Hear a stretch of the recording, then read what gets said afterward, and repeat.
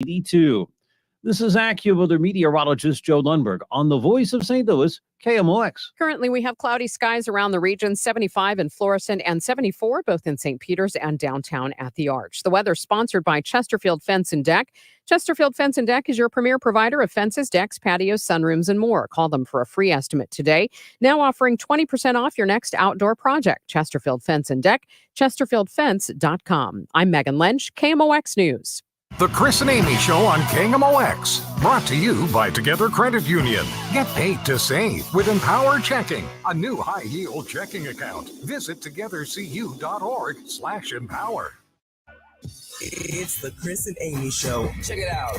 St. Louis, Mound City, we are going to have a great day today. Now, Amy Markscore's Chris Ranji on KMOX. Let's take it from the top. Let's have a beautiful week. That's my plan.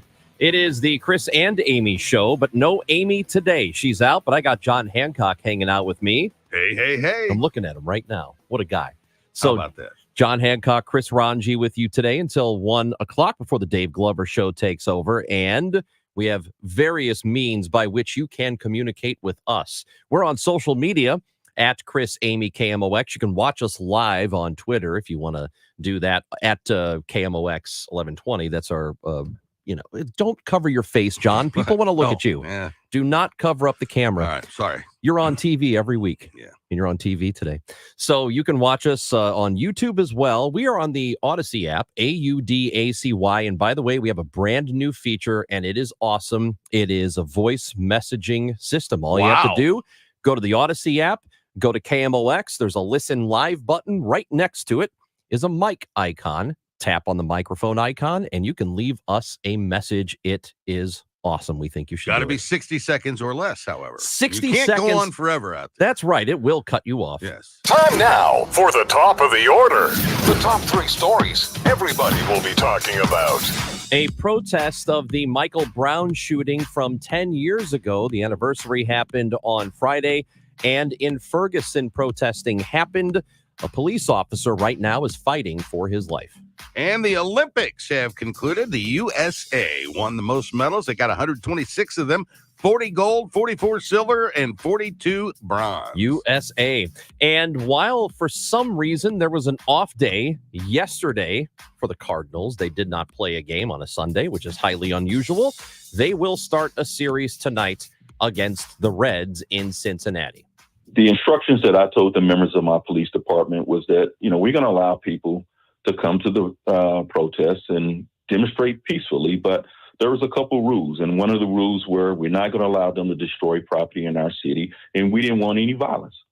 That is the chief of police for Ferguson, Troy Doyle, who was on Total Information AM this morning on KMOX. And this is after what happened on Friday. There were about 40 people that came out to where the Ferguson Police Department is. Things got out of hand, and at one point, an officer by the name of Travis Brown was pushed. It sounds like a guy dropped his shoulder into him, knocked Brown to the ground, and he now has a head injury and is in the hospital in critical condition as of last check. So it's a very sad situation. The things popped off, and they should not have on Friday, but we know that it's a very sensitive situation. And all these years later, John, we know that there are people who feel like they are treated unfairly, and I totally get that. But that particular situation was investigated thoroughly. What happened 10 years ago to Michael Brown, the Department of Justice looked into it. The FBI looked into it. That's what they do. That's what the FBI does, is they will go after bad police. And while they determined that there was a history of discrimination in the Ferguson Police Department, they also determined that there was not wrongdoing on the part of Darren Wilson. Yeah, who had been named the Officer of the Year the year previously by the Ferguson Police Department. By all accounts, a very good police officer. Just an unfortunate, tragic situation. But as you say, it was investigated. No charges were brought because Darren Wilson acted appropriately. Michael Brown tried to wrest the gun away from him. And you don't do that. It's a tragedy. A life was lost. But, the protesting, there is a history of issues with police and African Americans. Yes. I think we'll all agree to that. Yes. So the sentiment that exists is legitimate. But the way you protest is not by, running officers over and, threatening their lives. That was really a bad thing. And Troy Doyle, the chief of the Ferguson Police Department, is a really good guy. I've gotten to know him over the years, and he's a very good police officer and a very good police chief. I would ask for the community if everything that came out of the 2014 uprising, all the things that you have advocated for, and if the Ferguson Police Department have, for the most part, doing everything that you asked them to do, why not at this point come out, join us, and tell the rest of the world this is what a police department should look like and advocate for us at this particular point? Yeah, and again, that was Doyle on with Total Information AM not that long ago here on KMOX, and I don't know much about him other than what I've seen in the press and listening to parts of the interview this morning. It is it's a difficult position, I'm sure, for that police department to be in, considering the history, considering what happened a decade ago, considering the Department of Justice findings about the department from a decade ago, but then also having the weight of what happened with Michael Brown. All of these things, it had to have been difficult to navigate that, even though there were only about 40 people who showed up to the protest. It wasn't like there weren't hundreds and hundreds of people who came to the police and there was station. some concern that might happen, that there could be people from across the country that came in for that, and they didn't. And that was gratifying. I grew up 2 blocks from Ferguson in Berkeley, and the irony of what happened 10 years ago is that Ferguson, if you look at that community, it may be the most racially integrated municipality that we have in St. Louis County. A lot of black people, a lot of white people, all living together. There was no history of a lot of racial tension in Ferguson. Ferguson was, for the most part, a very well-run municipality for a very, very long time. And, I don't have recent history of living there, but it was always noteworthy for how inclusive and integrated it was for decades. John, I want to talk a little bit about how things have changed for us since then. And I know we sort of did a little bit of this on Friday, talking about the anniversary and how St. Louis has been affected and the sort of effects we're seeing still today from something that happened 10 years ago. I do want to talk a little bit more about that, given what happened on Friday and given there is a police officer who right now is in the hospital in critical condition. It's an extremely unfortunate thing to happen. I would love to have seen, if there's going to be protesting, if there's going to be the community getting together and saying, look, we're still here and we want you to know we're keeping an eye on you or whatever, that's perfectly fine. But for it to turn into what it did on Friday and for this to be a result it's tragic. And I wish it hadn't happened. I'm glad it didn't become a much bigger thing. Right. Like I said, where hundreds, if not 1,000 people showed up and we had, an entire weekend of unrest. I'm glad that didn't happen. But I do think that what happened 10 years ago still has a lot of influence on what St. Louis is now and how people nationally view us. Yeah, I mean, you think about what happened there for night after night after night. CNN, every national network was here live covering those protests. And they did become violent, lots of fire, lots of destruction. And, that gets indelibly printed in all of our minds. And then that was seen nationally, if not internationally, for a long period of time.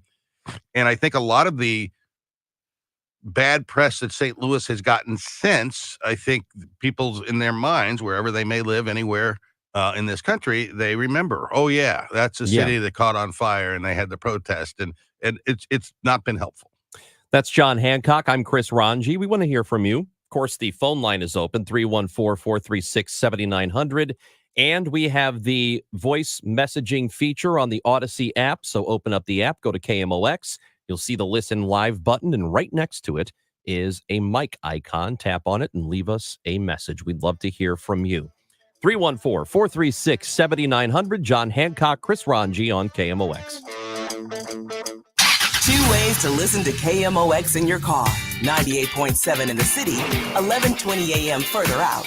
The voice of St. Louis, KMOX. Paid for by government. Did you hear? A secret hoard of 1932 $10 gold Indian coins have been found. These gorgeous 1932 gold coins are as bright and shiny as the day they were struck, and less than 500 of these gold coins are available. Coin experts are calling the secret U.S. gold coin discovery a once-in-a-lifetime opportunity, and you can own a piece of the hoard. When you call, you are guaranteed a 1932 dated gold coin featuring Lady Liberty with an Indian war headdress and a majestic eagle. With limited availability, you must call now. These 1932 dated gold coins are still in uncirculated condition with brilliant luster. That is 92 years of history you can hold in your hand. To learn more, call 1-800-520-6468. Call now and you'll receive a free bonus over a $55 value free with every order. Call 1-800-520-6468 now to secure your 1932 $10 gold Indian coins before they sell out. Don't wait. You must act fast. Call now. The choice of a lawyer is an important decision and should not be based solely on advertisements. If you've been injured in a car wreck, you need the best. Let us make your case our cause. Car accident? Call Onder Law for a free review at 314 or 618-9-million. Hey everyone, it's Ted from Consumer Cellular, the guy in the orange sweater, and this is your wake-up call. If you're paying too much for wireless service, you don't have to keep having that nightmare. Consumer Cellular has the same fast, reliable coverage as the leading carriers for up to half the cost. So why keep spending more than you have to? Seriously, wake up and call 1-888-FREEDOM or visit consumercellular.com. Savings based on cost of Consumer Cellular single line 1, 5, and 10 gig data plans with unlimited talk and text compared to lowest cost single line postpaid unlimited talk, text, and data plans offered by T-Mobile and Verizon January 2024. Prescriptions require an online consultation with a healthcare provider who will determine if appropriate. Restrictions apply. See website for details and important safety information. Subscription required. Price varies based on product and subscription plan. Hey guys, did you know there's a generic form of Viagra that works just the same, but is 95% cheaper? And you can get it online? Go to hims.com/joy. Through HIMS, you'll get a free medical consultation, discreet shipping if prescribed, and the process is 100% online. To start your free online visit, go to hims.com/joy. That's HIMS.com/JOY. It is so hot. I mean, it's expected here at times, especially this time of year in St. Louis. But man, and when it gets this hot, I've heard the egg farmers are having a serious problem. That's just what I heard. Again, it might be true, it might not. It sounds like it probably is true that the chicken farmers are having trouble having the eggs because it's so hot. When the chickens lay the egg, it becomes a baby chick. That's hot. So I can only imagine what it is in your house. Well, I don't have to imagine. I've been in your houses when your air conditioner is not working or when it breaks. So if yours is broken or it's not cooling really good, call me, Bart Inman. One easy number, Missouri and Illinois, the easiest of numbers, 314-293-2600, or on the internet, bartinman.com. Now that is a Bart with a B, Inman with an I.com. God bless. When you haven't found love, it can feel like everyone else has. It's in every movie, every song, and all the PDA. Looking for love sucks. Thankfully, California Psychics can give you the guidance you need to find the one. We guarantee if your reading isn't life-changing, it's free. And new customers receive 20 minutes for just $20. Visit CaliforniaPsychics.com and experience the joy of certainty. California Psychics. You can host the best backyard barbecue when you find a professional on Angie to make your backyard the best around. Connect with skilled professionals to get all your home projects done well.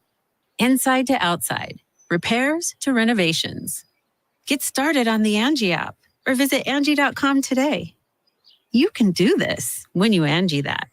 Discussing what matters to you, your family, your money, your health. KMOX. Always live on the free Odyssey app. The police department back in 2040, we don't even have them officers here anymore. So what are you protesting? These officers not even here no more.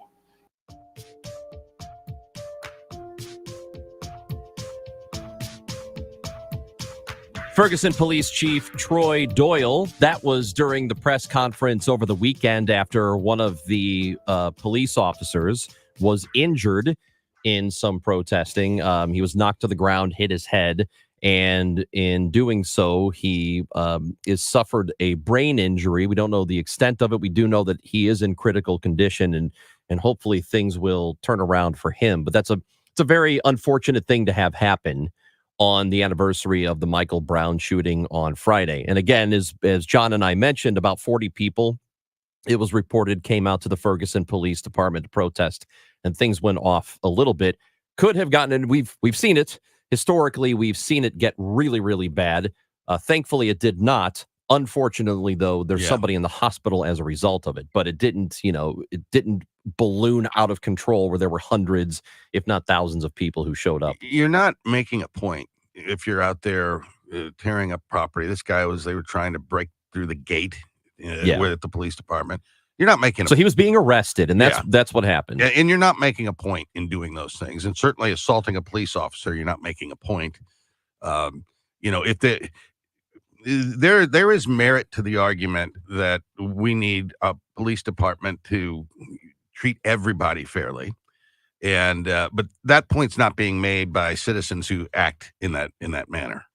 Yeah, and as I mentioned, the Department of Justice conducted multiple investigations about the Michael Brown, Darren Wilson incident, and just the overall behavior of the police department in the months and years leading up to 2014.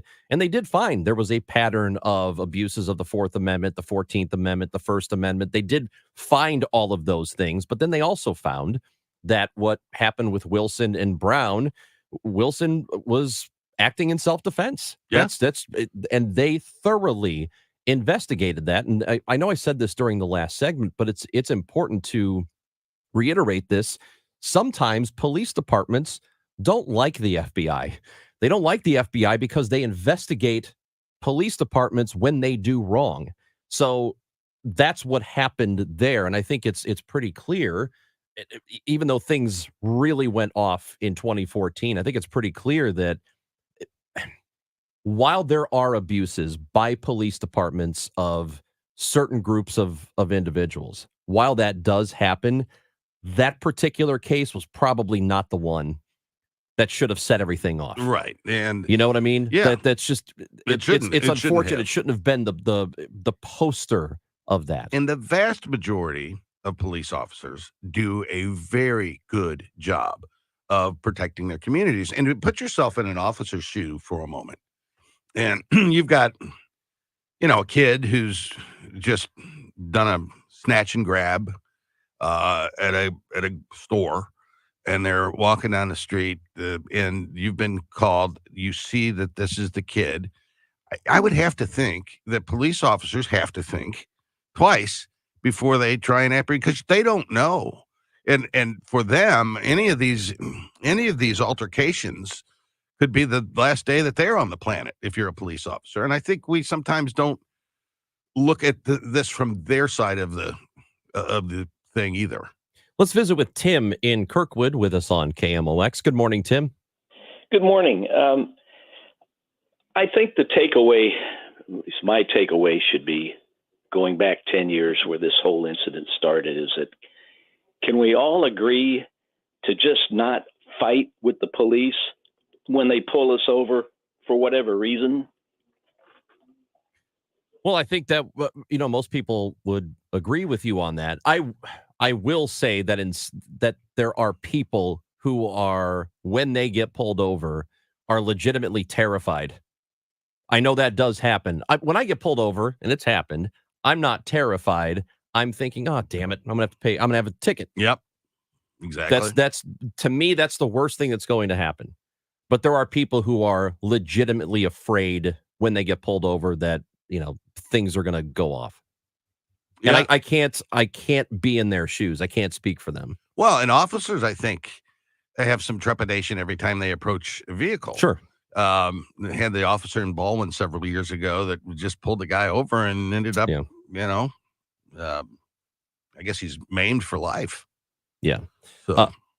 Again, we do want to hear from you. 314-436-7900. You can leave us a voice message on our app. The Odyssey app is very good. AUDACY. And right next to the Listen Live button, there's a mic icon. Tap it and leave us a nice message. Wesley Bell's going to join us.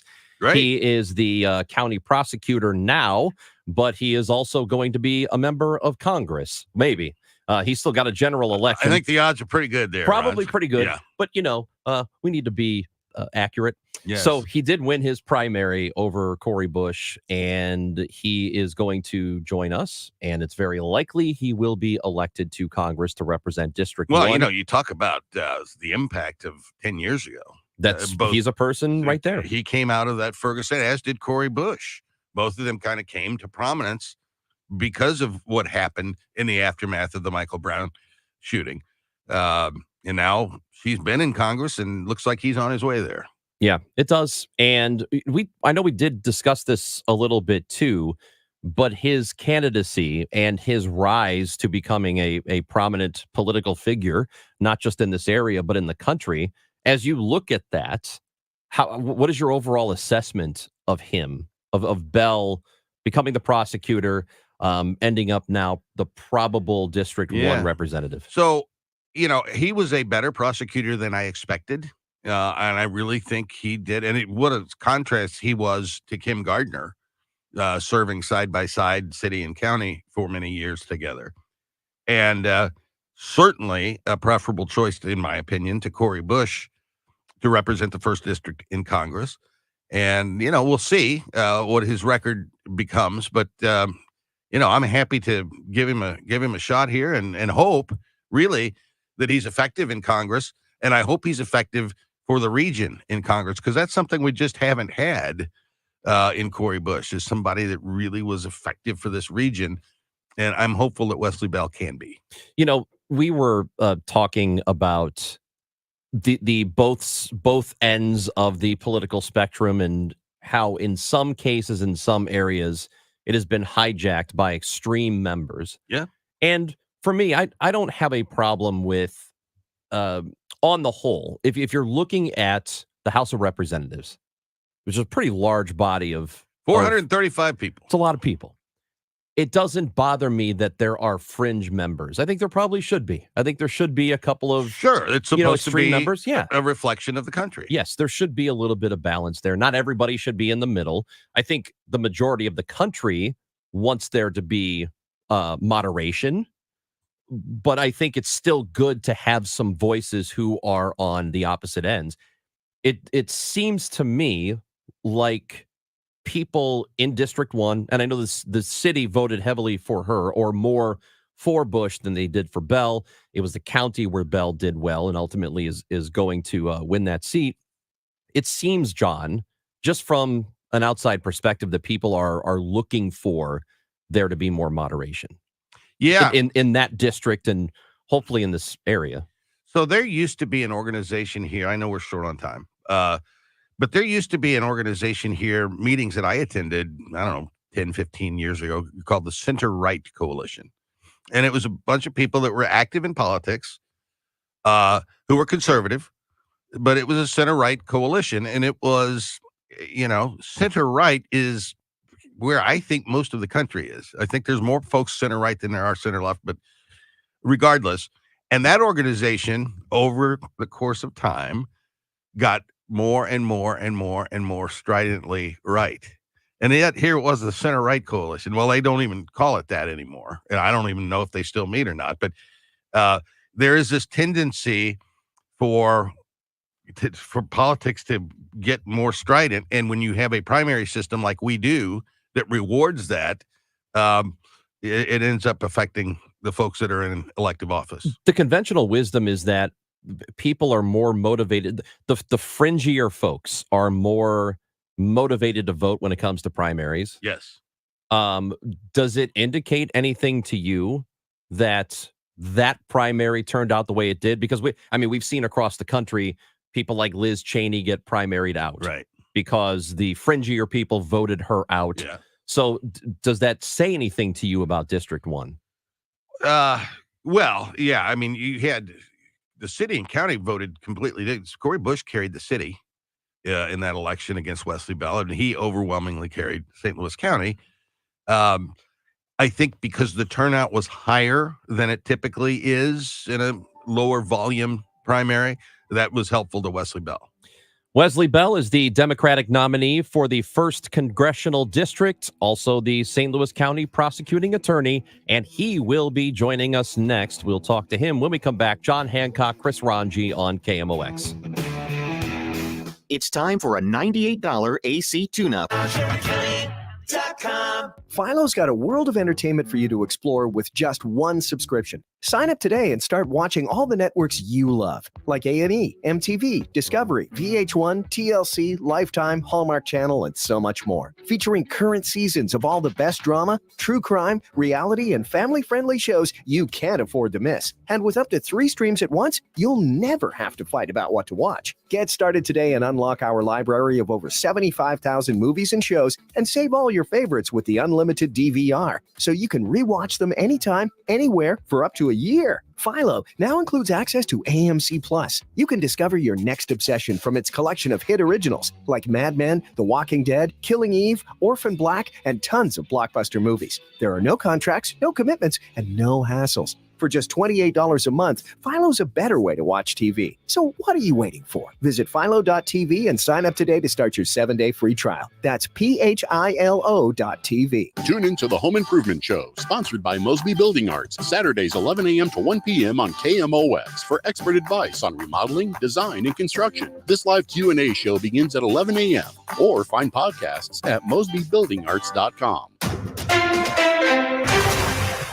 At 10:30, we have cloudy skies, 74 degrees downtown at the Arch. I'm Megan Lynch. A Ferguson police officer still in critical condition following protests Friday. Those protests marking the anniversary of the shooting of Michael Brown turned violent when protesters broke a fence at the police station and started taking it apart.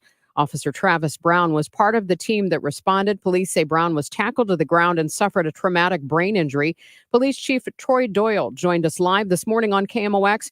He talks about the messaging he gave his officers Friday. We're going to allow people to come to the protests and demonstrate peacefully, but there was a couple rules. And one of the rules were we're not going to allow them to destroy property in our city, and we didn't want any violence. The leaders of France, Germany, and Britain in a joint statement have endorsed the latest push by mediators, United States, Qatar, and Egypt to broker an agreement to end the 10-month Israel-Hamas war. They also call for the return of scores of hostages held by Hamas and the unfettered delivery of humanitarian aid. The weather is sponsored by GL International Realty. It looks like we're going to have a cool day for mid-August. A couple of showers and a stray afternoon thunderstorm possible. Expect a high around 76. Cloudy with a shower around tonight. A low of 67. Right now we have clouds 74 degrees downtown at the Arch. Planning to sell your home?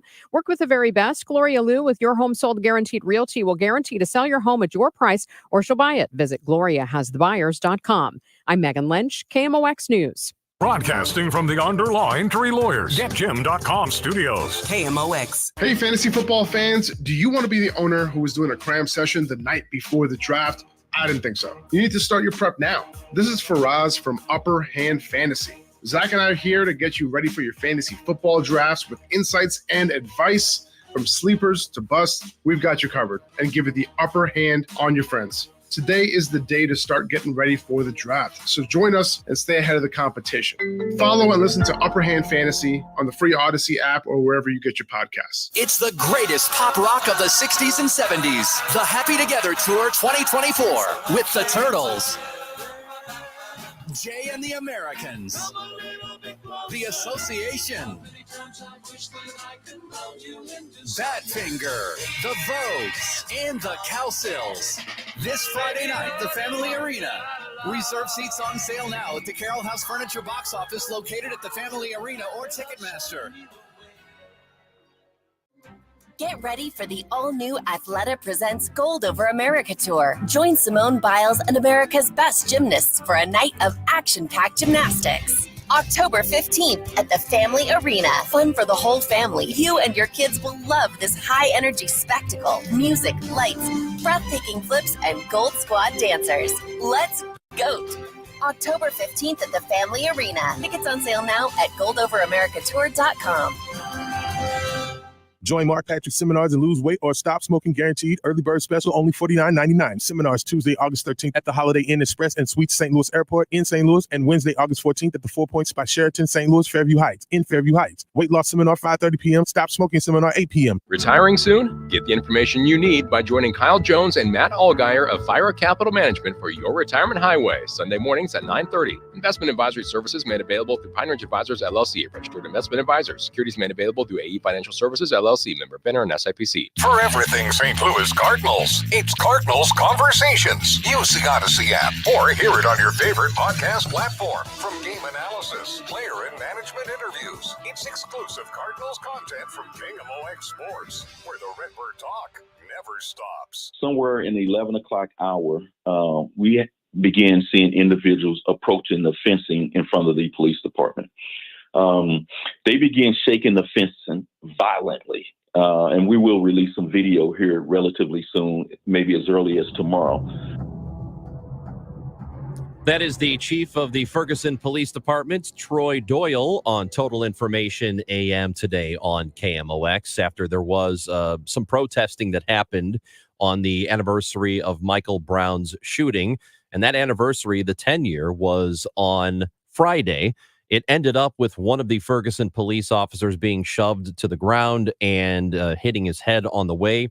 And the result of that is he is in the hospital in critical condition. And when we have an update on his condition, if anything changes, we, of course, will let you know. But right now, it is time to go to the Quiver River Electric guest line. And we welcome in the Democratic nominee for the 1st Congressional District and also the St. Louis County prosecuting attorney, and somebody who rose to prominence in the aftermath of Ferguson 10 years ago. Wesley Bell is with us on KMOX. Mr. Bell, good to talk to you. How are you doing? I'm okay. I'm okay. Still, lots to still do with the day job, and so obviously we're praying for Officer Brown's family and Officer Brown to make a full recovery. What are your thoughts as you saw what happened? And again, about 40 people came to protest, and things popped off a little bit more than you would like for it to happen. What are your thoughts in seeing that on the 10-year anniversary?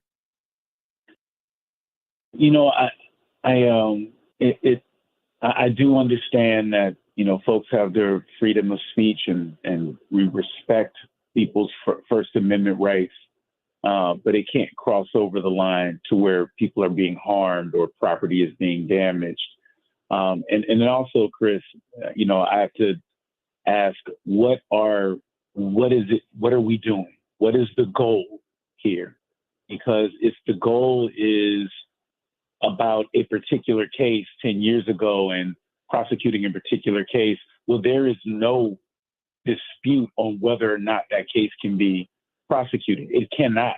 The investigative body with the most resources in the entire world, not the region, not the state, but the entire world, investigated that matter thoroughly and concluded that charges couldn't be filed. We looked at the case afterwards, and without any new evidence, the evidence is clear that you cannot prosecute that case. And so if the goal is just that case, then I think we're missing what the bigger picture is that a lot of folks understand, which is we want to see criminal justice reform. The debtors' prisons that we saw years ago that have been reformed were an issue. Bringing back more community policing was an issue. And let me say this, area departments have not resisted that. They've embraced that. The North County Policing Cooperative was created with an emphasis on community policing and getting out in the police. We've seen those improvements. We've seen changes in government that has responded to what a lot of folks were looking for in Ferguson. And yeah, there's more work to be done, but we've seen that. And so if we have to, at some point, there has to be a discussion about what are we doing here? Because now a Officer Brown is now fighting for his life, and for what? Great. I mean, that's an excellent point. Wesley Bell is our guest. He's a St. Louis County prosecuting attorney. He's the Democratic nominee for Congress in the 1st District. Haven't talked to you since election night, Wesley. Congratulations. How do you see, I'm going to go ahead and take a wild stab and say that you're going to be the congressman in the 1st District. What do you see that role being, and how do you think you're going to perform that job differently than we've seen the past few years? It's a leadership position, understanding that other than statewide positions, it's the only elected office that is in the city and the county. And in a fractured form of government that we have in this region with 88 municipalities plus the city, 55 police departments plus our city department, you can't get anything done without building coalitions and working together. And so we look at a region that's been dying a slow death. We're losing population in the city. The numbers came out recently. We're losing population in the county. We got to turn this around. I'm a former educator. My best and brightest students were often looking to leave the region because they perceived better opportunities in different cities. And we got to change that around. We got to address our public safety issue. We have to, the number one killer of young Black boys in this region is gun violence. And that's a problem. And so we have to address these issues so that we can turn this region around and we can keep our best and brightest here. We can attract families because I do believe this region is a sleeping giant and it's time to wake it up. So how do you go about doing it? Because the one thing that anybody from outside the area says about St. Louis is that it is dangerous. And the numbers will show that it is more dangerous than most larger American cities. So that is the case. It might be overblown just how dangerous it is, but there has to be at least a perception of it being safer. How do you get to that point? So I think it has been overblown. When you look at our public safety numbers as a region, we are not anywhere near the top of the list of most dangerous cities. It's just when you take certain areas and you isolate those areas, that's where our numbers go up. And because St. Louis City is a separate entity from St. Louis County, that skews our numbers. But when there was some recent polling done about a year ago nationally about how folks saw the St. Louis region. And that polling suggested that there was not a negative or a positive view of St. Louis. It was mostly neutral. So we are in a position where we have a blank canvas that we can build on, but we have to start addressing these issues like public safety, like attracting jobs in industry. We got to start. We have the ability to do it. Other cities have shown us the roadmap, and we can do it. Where we're centrally located in the country, we have a working river. We can be a transportation hub for the country. I think there's a lot of promise and opportunity, but we got to come together and start working together to move this region forward. You made a really interesting point to me about how you're the one elected official that has a place in both St. Louis City and St. Louis County. In terms of the governance of this region, I know that we've had so many, attempts, the Board of Freeholders, the Better Together, going back to the reorganization, even in the Gene McNary era. Is there any hope for some kind of governmental change in the way the city and county are governed? The city's charter is antiquated. Is there a role for Congressman Bell to play in looking at some of these things? I think any talks of working together has to start with our not only our constituents but our stakeholders. I think it has to start from the ground and work its way up. And in the meantime, what I've been focused on is looking at opportunities to work together. So, for example, the biggest liability of any city is its jail. Well, we have two, not to mention our municipal jails, but those are smaller scale. But I think there's an opportunity that the city and the county could work on combining those resources, our health departments. I think there's some opportunities to work together regionally with respect to our health departments. When we had the pandemic and the city is open, but the neighboring county is closed, that's not advancing public safety. And I just think that there's some opportunities. And I think we have some folks in place in leadership that are open to working together. So I think we start with the low-hanging fruit, figure out how we can work together more regionally, and then we can have other conversations. But I'll say this, though.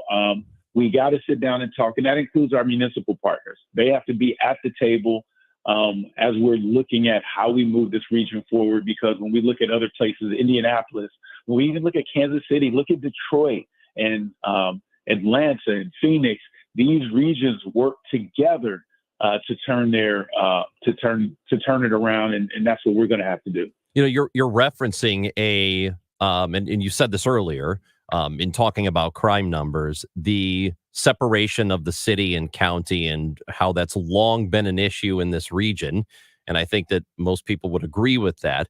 Is there ever that you can imagine a future in which that separation doesn't exist anymore, where maybe something is officially done about it? You know, that's a tough one. And I think it has to start with the people of St. Louis City and St. Louis County.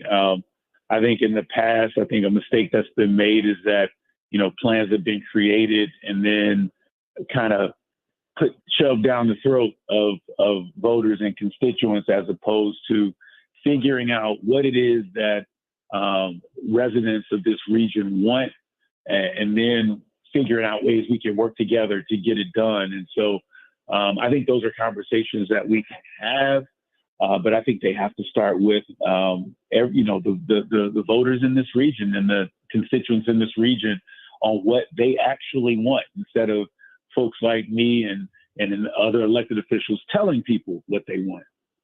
Wesley Bell is the Democratic nominee for the 1st Congressional District and is the St. Louis County prosecuting attorney with us on KMOX. We always appreciate your time. Thank you for visiting with us this morning. Anytime. And again, is Wesley Bell with us here on KMOX. I'll tell you something. We're living in an age now where increasingly elected officials don't want to come on the air and answer questions. And the one thing that I'll say for Wesley Bell is he answers the phone and he comes on and he talks to us. And that's just not, it used to be that everybody was that way.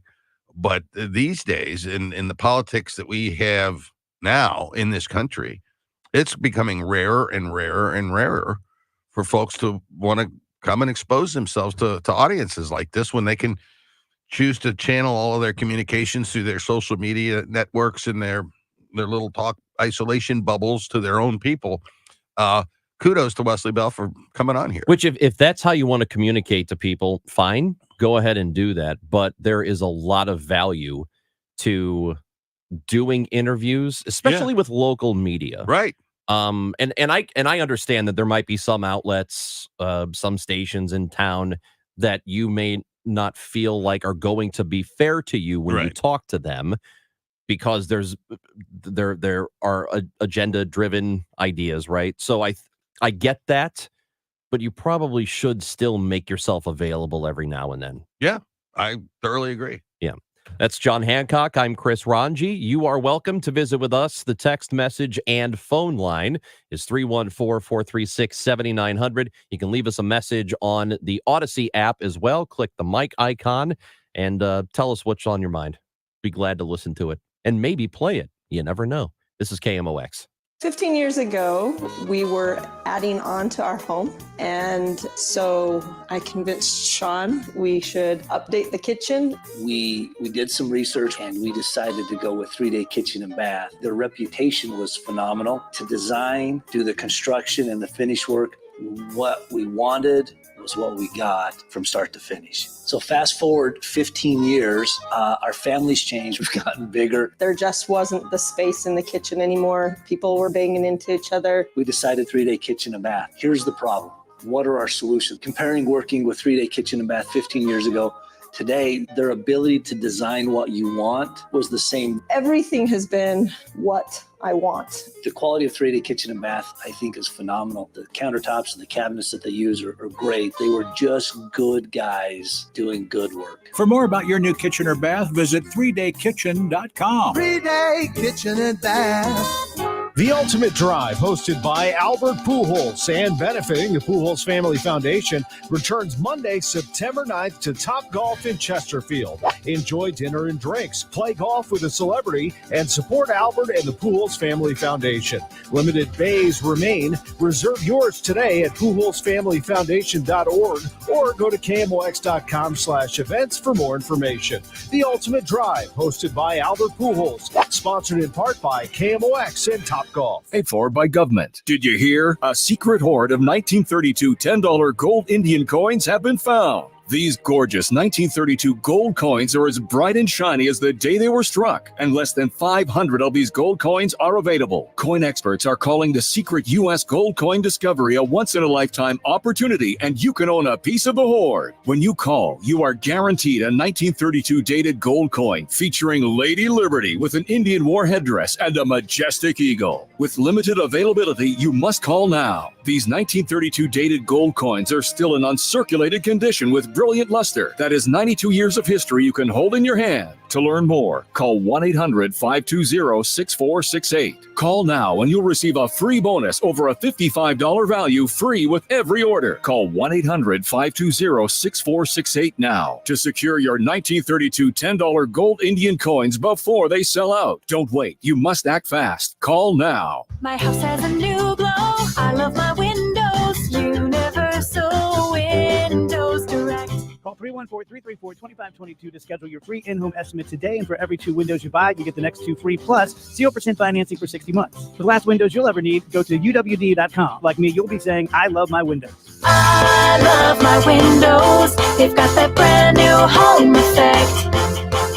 Universal Windows Direct. If you have a problem with the IRS, believe me, it's not going away on its own. The IRS never gives up. They have endless resources, so they control the game. Well, your tax problems can end. I'm attorney Lance Drury with the Drury Law Firm, a local tax resolution firm with an A+ rating from the Better Business Bureau. I've handled thousands of IRS cases over the last 15 years. So when you hire me, you won't be speaking long distance or sending money to some TV pitch man that's riddled with consumer complaints. Your first visit is completely free and confidential, and I'll tell you on the spot exactly how much it will cost. So call me, Lance Drury, at 314-260-6120. That's 314-260-6120. Or go to Lance, D-R-U-R-Y law.com. If you have IRS issues, you need a local attorney, you need me, Lance Drury. The choice of a lawyer is an important decision and should not be based solely upon advertisements. Are you ready to shape the future? Missouri is crafting its master plan on aging, and we want to hear from you. Visit health.mo.gov/aging to share your thoughts, ideas, and concerns. We can create a vibrant, inclusive future for all generations. Is your vehicle stopping like it should? Save with summer brake deals at O'Reilly Auto Parts. Get the tools and parts you need for your next brake job with Brake Best Select, Select Pro, and import direct brake pads and rotors now at your local O'Reilly Auto Parts store. I'm Sean Malone. This is KMOX, the voice of St. Louis. Did you see that thing? I can't believe it. Something is obviously wrong. This is a joke, right? Are you freaking kidding me? No way! You gotta be kidding me. Don't feel bad. There's no way you could have known that. Now, did you see this with Chris and Amy? Hey, John, did you see this story about the Secret Service that commandeered a business against the will of the owner and did not tell them? And this was during a campaign event in which Kamala Harris was giving a speech. Yeah. And I did not see this story. The business owner decided that they were just going to go ahead and close, that it was, going to be too much commotion because they were in the security perimeter. perimeter, and they thought, I'm not going to deal with all of this. Well, Secret Service, while the business was closed, you see an agent walk up to the Ring camera, tape over the Ring camera, and then they broke into the building. They broke into the business without any permission whatsoever, and they allowed people to use the bathroom for about a 2-hour period. Then they left, did not lock up, and did not remove the tape from the camera. That's incredible. And I had not heard that. That is horrible. Yeah. Poor guy's got a business out there, and here comes the Secret Service. Did they give any rationale for this? They said that they apologized for it. Gosh, sorry, I broke into your business. Yeah, they apologized for it, and the one of the members of the Secret Service who was in charge agreed to speak with the woman who owned the business and have a cup of coffee with her. She absolutely should sue them. Yeah, you got to do better than that. A cup of coffee, give me a break. No, she should sue them. Absolutely should sue them. That's outrageous. It really is. Yeah. So they are allowed to do that during times of if there's an actual imminent threat, they can go into a business and, strong arm it or whatever. But there was nothing going on here. They just decided to unilaterally open up the business for themselves and let people use the bathroom. Yeah, that's ridiculous. Yeah, she needs to sue him. The owner of the business, the building owner, the resident who lives above the business, none of them gave permission to the Secret Service to do this. Man, you would also think if your Secret Service now, with the amount of scrutiny you are facing at the moment, that you would be on your A game everywhere. You would be minding your P's and your Q's out there. What in the hell is this? It's bad. What's happening to the world, Ron? I don't know, man. Oh. So I'm sure you saw that Jordan Childs, the Olympic gymnast for the United States, who won bronze, who won it on appeal, right, is having her bronze medal revoked. What? Yes. The Olympic Committee decided that they waited too long to file the appeal. You have 1 minute to appeal. And they waited longer than a minute? A minute, 4 seconds. Whoa. So they are asking her to return the bronze medal. Of course, the United States is appealing that appeal, and we will see what happens. But how can you give somebody a medal? Take it back. Just give them both a bronze. You can't do it. Yeah, fine. Right. I mean, a bronze medal is kind of like a participation trophy anyway. I mean, honestly. Come on, man. I mean, you either win or you lose. That's the way. That's the way this not life how the is. Olympics works. Well, but that's how life is. That's not. This is one thing I got a problem with the Olympics on, giving medals for losing. That's John Hancock. I don't like losing medals. I'm Chris Ranji. I would take a bronze. Why not? Because you lost. Hour 2 of the show coming up on KMOX.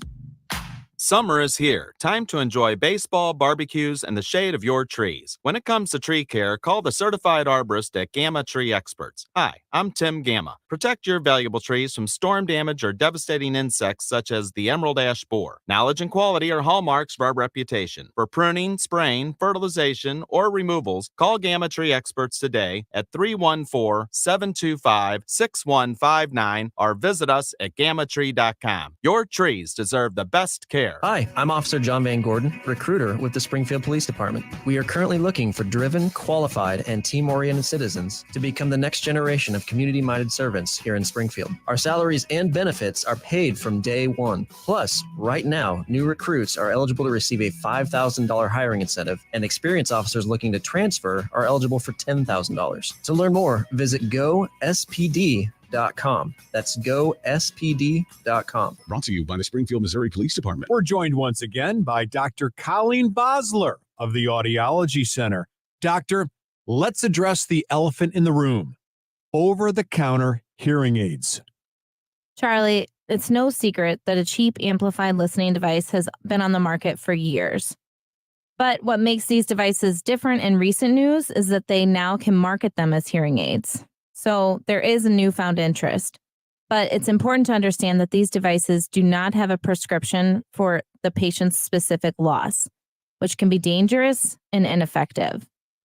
And at the Audiology Center, I love to help people, educate them, get them to know the major differences, and I want to guide them towards what's best for their individual needs. Well, thank you, Doctor. Dr. Colleen Bosler, at the Audiology Center. Make an appointment today at 636-441-7470 or simply online at audiologycenterstl.com. La la la la la la la. La la la la la la la. La la la la. Oops. Ever had your singing lessons cut short by icy water? Oh, I'm sorry, honey. Say goodbye to those cold notes with Navien tankless water heaters. With Navien, you'll hit all the right notes without the surprise chill. So keep singing and let Navien keep the hot water flowing. And get ready for the encore when you get your utility bill. La la la la la.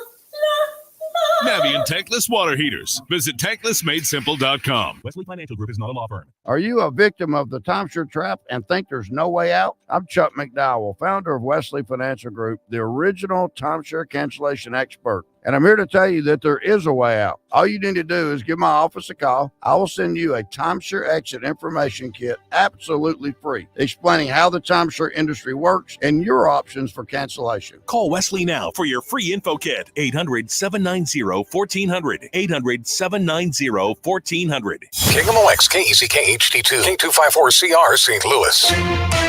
The home of the Cardinals, KMOX. Always live on the free Odyssey app. I'm Tom Ackerman with this month's Siteman Cancer Center Spotlight. We are focusing on lung cancer, and joining me is Dr. Whitney Brandt, Assistant Professor of Surgery at Washington University School of Medicine. So a lung cancer screening exam is pretty easy. It's just a CAT scan. It's low-dose radiation, so they just put you in a CAT scan. It takes about 2 minutes to do, and then you're done. Special thanks to Siteman Cancer Center, national leaders in cancer. For more information, go to siteman.wustl.edu. Just imagine being walked all over for 36 years. Who would do that? The great customers of Reinhold Flooring, that's who. For over 3.5 decades, Reinhold Flooring has been the mecca for carpet, hardwood, vinyl, laminate, and area rugs. Reinhold Flooring is customer-driven with a focus on top-quality products and installations from the best team in the business. So come on in and walk all over your next flooring at Reinhold Flooring. Visit them at 5429 Telegraph Road in St. Louis or online at reinholdflooring.com. Mid-America's most trusted source for news, KMOX.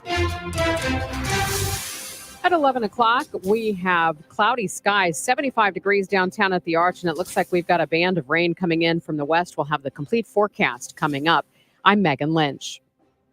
I'll be the first one to tell you. I mean, law enforcement is not perfect. Ferguson Police Chief Troy Doyle asking the community for support after one of his officers was critically hurt during a protest Friday. Why not, at this point, come out, join us, and tell the rest of the world this is what a police department should look like and advocate for us at this particular point. Doyle says Travis Brown is in bad shape and listed in critical but stable condition after he hit his head in a fall. The protest was during the 10-year anniversary of Michael Brown Jr.'s death. In 1 week, the Democratic National Convention will kick off in Chicago. Vice President Kamala Harris has secured enough votes to become the party's nominee for president. Ahead of the convention, Muslim leaders in the city say they want government officials to hear them loud and clear over concerns they have about the war in Gaza and hate crimes against members of their community. Syed Khan, president of the Illinois Muslim Action Network. We are happy that Kamala Harris listened to the voice of reason and bypassed Governor Shapiro and chose Minnesota Governor Tim Walz as running mate.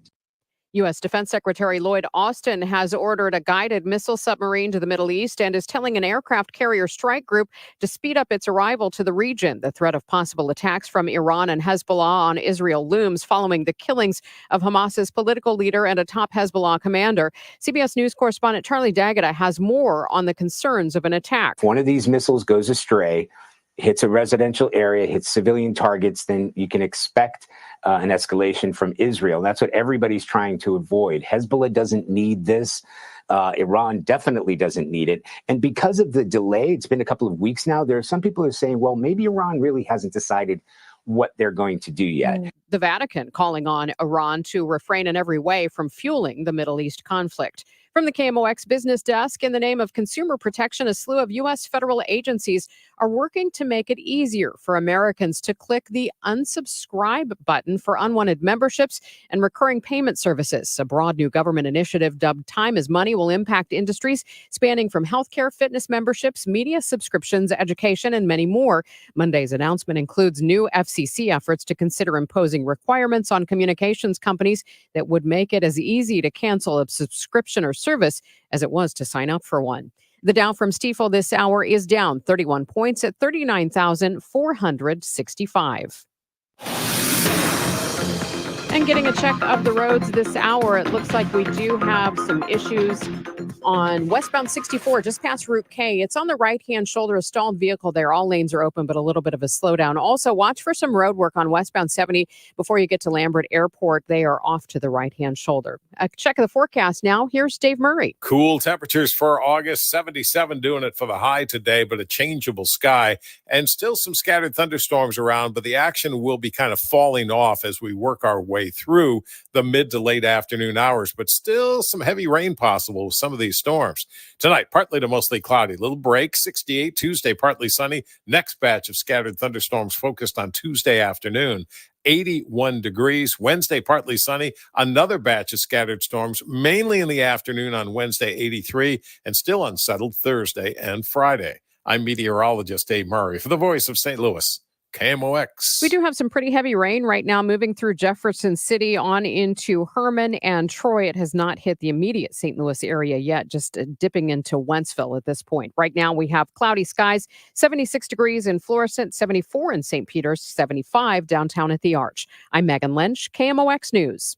Sponsored by Stifel. At Stifel, we put everything into the success of our advisors so they can put everything into your success. That's why we're the top-ranked wealth management firm for employee advisor satisfaction. Stifel, where success meets success. Stifel, Nicholas & Company Incorporated, member SIPC and NYSE. Visit jdpower.com for details. The Chris and Amy Show on KMOX. Brought to you by Together Credit Union. Get paid to save with Empower Checking, a new high-yield checking account. Visit togethercu.org/empower.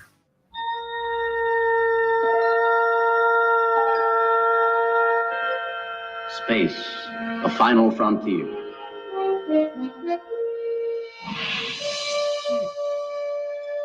Wow. These are the voyages of the starship John Hancock, Chris Ranji on KMOX, hour 2 of the show. You may have looked up into the night sky early this morning. You may have. And seen things. Whoa. That's not what you thought. We've got William Shatner coming on. I'm excited. We do not. We do not have William Shatner coming up. But we do have the Associate Professor of Earth, Environmental, and Planetary Sciences at Washington University. Well, that's even better. Michael Krasinski is with us on KMOX with the Perseid meteor shower. It had its, I believe it was at its peak last night, but it occurred over the weekend. And maybe you looked up in the night sky and saw things moving about. So we've got Michael Krasinski with us. We appreciate your time. How are you? I'm great. I'm happy to be with you guys. Well, we're happy to talk about stuff that's happening in the sky. So I didn't even know this was happening until like Saturday. I, for myself, did not see anything. So how spectacular did the meteor shower end up being this morning?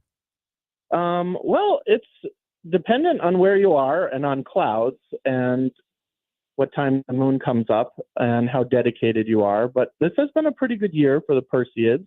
Of course, they occur every year around this time because it happens when Earth gets to the same spot in its orbit where it passes the trail of a periodic comet, and the comet is Swift-Tuttle. So yeah, you can see Perseids a month before, a month after the peak. You do not just have to see them on the peak, but during the peak, yeah, there were dozens per hour last night. So I know exactly what you're talking about, but I could see my partner John does not. I don't know anything. You're going to have to. Could you explain exactly what that means with the orbit? Yeah. Sure. So what we're talking about is, of course, shooting stars. That's the common term for them. These are meteors that are tiny specks of dust that enter the Earth's atmosphere and then burn up spectacularly, just like natural fireworks. So they create a bright streak in the sky, and as they burn up, and they are tiny little particles that got left in the trail of a comet that passed by us. The last time it passed by us was in 1992, and it comes back about every 130 years. But the particles that it leaves in its trail, we cross that path every year in August. How tiny are these things? They range from dust-sized up to some. You can see there were actually reports in the news. I didn't see this, but there were reports in the news of one so bright you could see it in the daytime last week. That would be something that would be like basketball-sized. So, and they're burning, so they're on fire. That creates the light that we see. But they don't actually land on Earth, right? No. So there are meteors that do land on Earth, but these ones that tend to burn up in the atmosphere are tiny and they don't reach the surface, so they're pretty harmless. Michael Krasinski is the Associate Professor of Earth, Environmental, and Planetary Sciences at Washington University with us on KMOX. So you see an event like this, and it doesn't, they happen every year, but how unusual is it that they were as visible over the last several days as they were here? So it happens that every point or every time the Earth crosses this point in the Earth, in its orbit around the sun, the Perseid meteor showers will happen. However, you have to have like a few things line up. So one of the particularly nice things about this year's show is that the moon sets relatively early. So last night the moon set around 11:30, which makes the skies really, really dark. So you can see much dimmer shooting stars that way. So when they talk about the counts per hour, they don't tell you how bright they are, but they vary in brightness quite a lot. You have some that are so bright they can cast a shadow at night. Those are very rare. And you have a lot of other ones that you'll just sort of usually catch out of the corner of your eye as you're watching the sky that are dimmer. And when it happens to be that the peak time of the event lines up with a really dim moon, those tend to be the best years to catch the Perseids. Man, we've got a genuine expert here, Ron. This is yeah. This is exciting. Now, the shooting stars out there, they're how far away are they from us when we're seeing them up there in the sky? Oh, that's a really good question. So they only start to burn up when they get into the thicker parts of the atmosphere, and so they are tens of miles above the surface when they burn up. So closer to Earth than the space shuttle, for instance, and actually, if you search online, you can see pictures of Perseids from above, from astronauts in the space shuttle that have taken pictures. Well, this is great. So they do happen pretty low in the atmosphere when they start to burn up. So, we're all taught, obviously, that when we see a shooting star, we're supposed to make a wish. And so what are the best kind of wishes that people should employ when they're looking at one of these things? If you tell me your wishes, they won't come true. See? He's right. Michael's right about that. Well, although I wish the Perseids come back every year at this time, and they do. So look at that. This guy's incredible. Unbelievable. So, Michael, what in terms of celestial events, what are your favorites to observe? Was this what we had over the last several days and at its peak early this morning? There's something really beautiful about a meteor shower. The one thing that I like about it the most is that it lasts all night. So, and you can be out there just for an hour, relaxing, go find a comfy chair, lean back, watch the sky. It's pretty fun. I certainly like to view eclipses. We had a total solar eclipse in April this year, and we were really lucky to have sunny skies in Missouri. We were one of the best places to view it. So those are fun too. But yeah, I'm a planetary scientist. I love all of these events. Yeah, and I'll bet these meteor showers, people are enjoying them a lot more since most of the country has now legalized marijuana. Oh my God. You got to believe that it's got to be something else out there. It's got to be something else out there to look at. It probably does add to the enjoyment. You would think. Yeah. Michael's not taking part in that. He wants no part of what you just said. Michael Krasinski is with us on KMOX, a professor of Earth, Environmental, Planetary Sciences at WashU. So every now and then you'll see a story about a fairly large asteroid that is going to pass by Earth and it's going to get uncomfortably close to us. And then you see that it's like 100,000 miles away, which doesn't seem that close.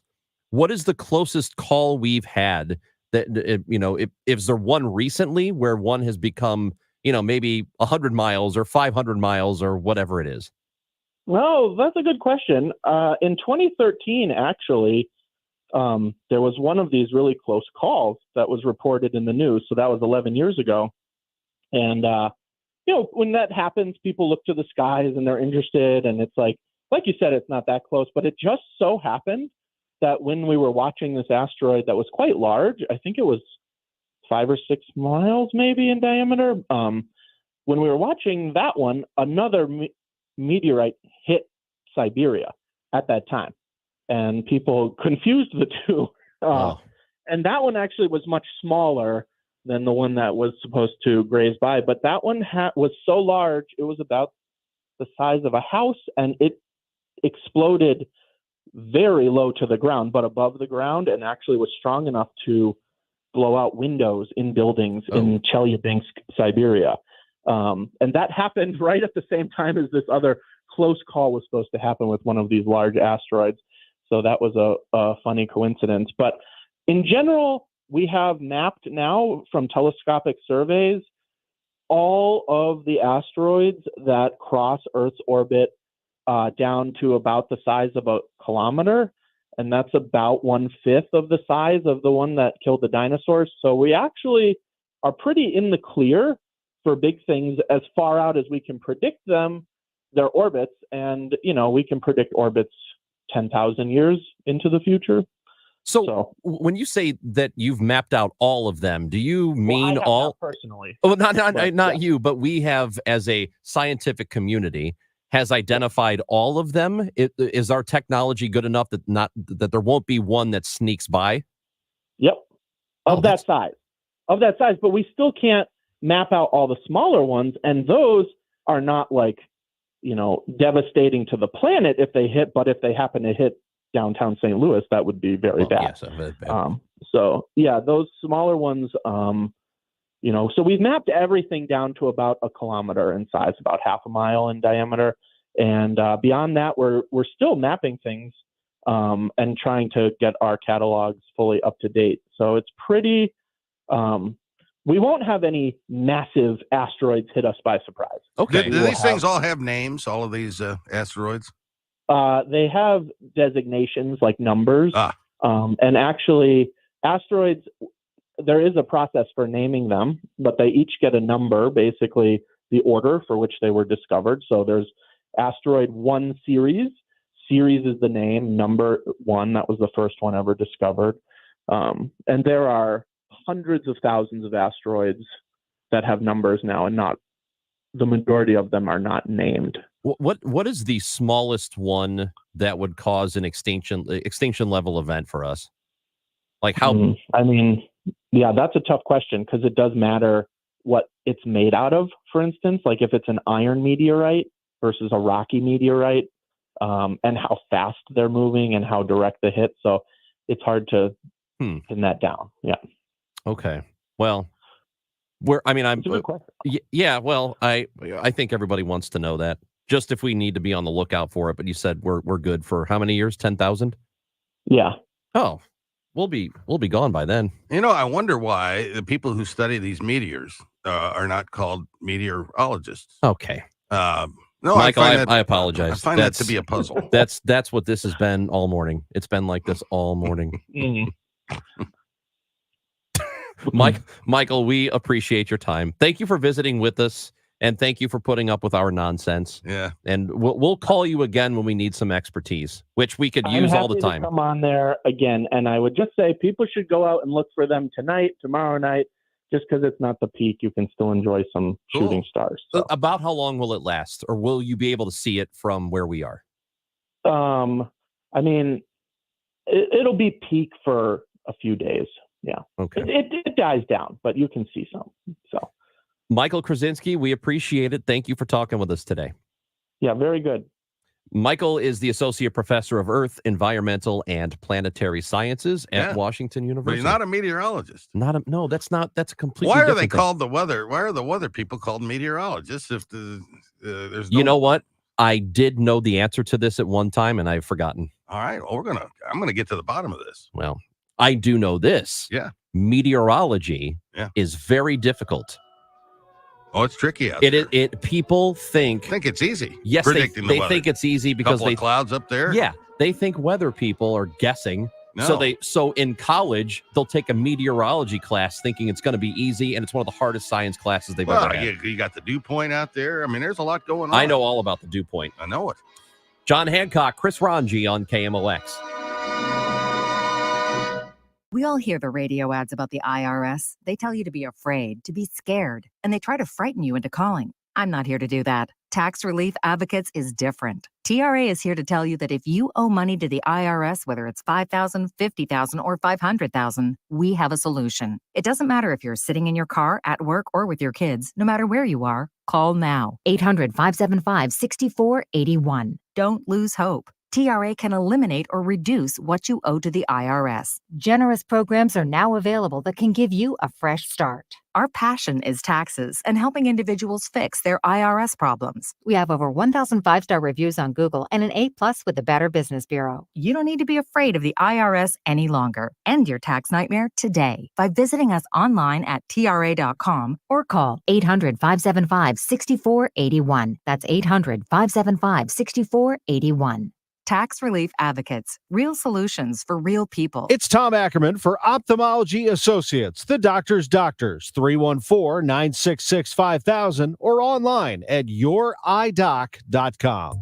Just imagine being walked all over for 36 years. Who would do that? The great customers of Reinhold Flooring, that's who. For over 3.5 decades, Reinhold Flooring has been the mecca for carpet, hardwood, vinyl, laminate, and area rugs. Reinhold Flooring is customer-driven with a focus on top-quality products and installations from the best team in the business. So come on in and walk all over your next flooring at Reinhold Flooring. Visit them at 5429 Telegraph Road in St. Louis or online at reinholdflooring.com. Home values are sky high and you have a ton of equity. Your financial advisor thinks the market is peaked, so if you're thinking about selling, it's time, except for two things.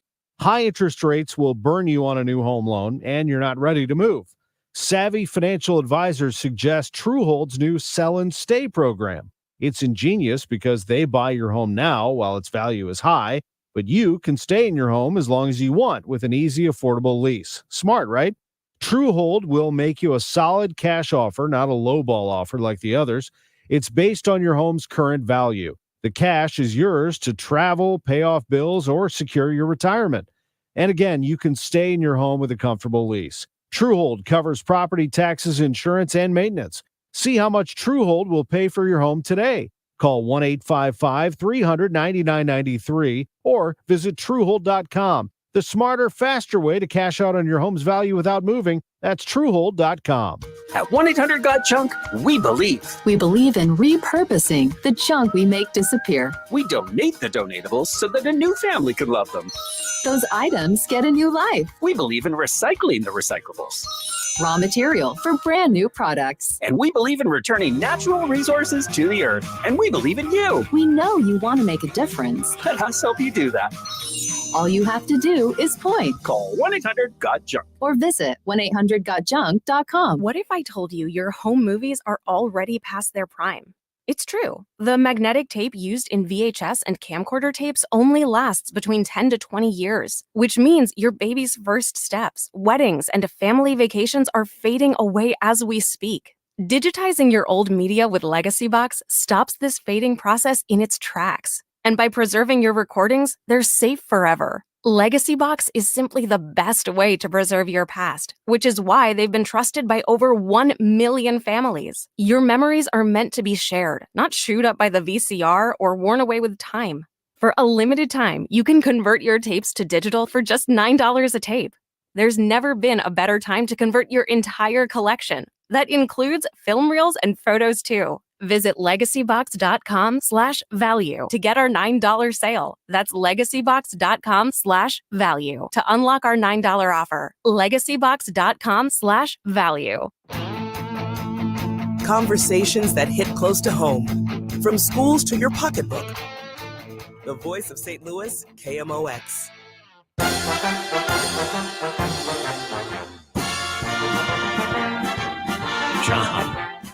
John. Yes. Did you see it? I didn't. Whoo, boy. What? Whoo, boy. Who? What? Caleb Williams. Caleb Williams. He is right now Yeah. the best quarterback in the NFL. Come on now. Right now. What do you have? 3 series the other day? Yeah, that's a preseason game. Exactly. So we had Scott Jagow from the KMOX newsroom. Big Buffalo Bills Huge fan. Buffalo Bills fan. It's a preseason game, so the outcome doesn't matter, but they did obliterate Buffalo. No big deal. But Caleb Williams, the real deal, the number 1 overall pick. Yeah. He's the real thing, man. Yeah, we'll see. He's the real thing. He had a terrific showing, and oh my God. That's what they said about Johnny Manziel. Remember No, him? they did not say that about him. A lot of people thought he was going to be something. Jerry Jones, who is not very smart in football, which is ironic because he owns a football team. He does, and you would want your football owner who's got his hands and everything to know what he's talking about. Yeah, you would. Yeah. You would like that. Jerry Jones will love that guy. But I'm telling you, right now, mark it down. Right now, Caleb Williams. Caleb Williams, put this on tape. Caleb Williams will win an MVP before Patrick Mahomes does. The next MVP. Huh. We'll go to Caleb. Well, I think Mahomes. I think the Chiefs. That's right. I think this magical Chiefs run is likely over now. What? You think so? Yeah, I mean all the off-field drama, and they don't have a backup running back to speak of, a third down back, and at some point the salary cap issues get to such a place where it becomes very difficult to keep a team together. And plus, Travis Kelce's getting a little older, and his attention may be somewhat diverted these days. So, yeah, I think the Chiefs' magic run is over. I'm not quite ready on the basis of 3 series to say that Caleb Williams is going to be one of the great quarterbacks that's ever played the game. That's going to be a mistake on your part. But he could. I mean, he might work out. Well, I wonder what percentage of first overall draft picks are busts. I bet it's close to 50%. It's a pretty high percentage. Yeah. Well, if you're talking about quarterback picks, a lot of teams get it wrong because you don't know. And there were a lot of pretty good quarterbacks that came out of this draft. Yeah. That people still like, and a lot of them had good showings during the preseason over the weekend. But it's so what difficult. is it about this kid that's got you so enthused? He's got everything, man. He has instincts. Yeah. He's got what they call arm talent. Mm-hmm. He's smart. Mm-hmm. He's going to make some mistakes every now and then. He's young, but how deep of a read can he get? Can he get to the third and fourth receiver on a piece of cake? He can get through all his progressions and then some, John. Wow. He's going through 5 progressions and he's like, hey, give me 6 or 7. So let me, I will say this. So the Bears historically have been really bad at figuring out the quarterback position. And just for the last 30 years. They're like the Detroit Lions, but the Lions have a guy now, right? The Bears have never really had a guy. I mean, they had Jim McMahon, but that was a whole defensive-oriented team. And McMahon had a relatively short career at the end of the day. But he was good. Well, let's not forget the Rex Grossman era there in Chicago. That was impressive. Here's what's nuts about that. That team went to the Super Bowl. I know. With Rex Grossman. Yeah. We were talking about it the other day when the Hall of Fame inductions happened, and Devin Hester was the return man, the most prolific return man in the history of the game. He was amazing. And the Super Bowl, one of my great sports moments ever. Just individual moments. I don't mean full game. Yeah. Just moments. Just a snapshot in time. Snapshot in time is when he ran back the opening kickoff in the Super Bowl for a touchdown. Yeah. I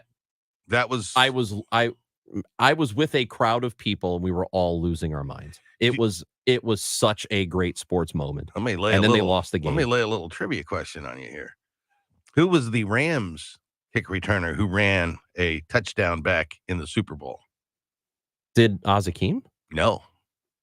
Anyone? Pete? Look it up. I think I'm right about this. I'm often wrong, but never in doubt. Tony Horn.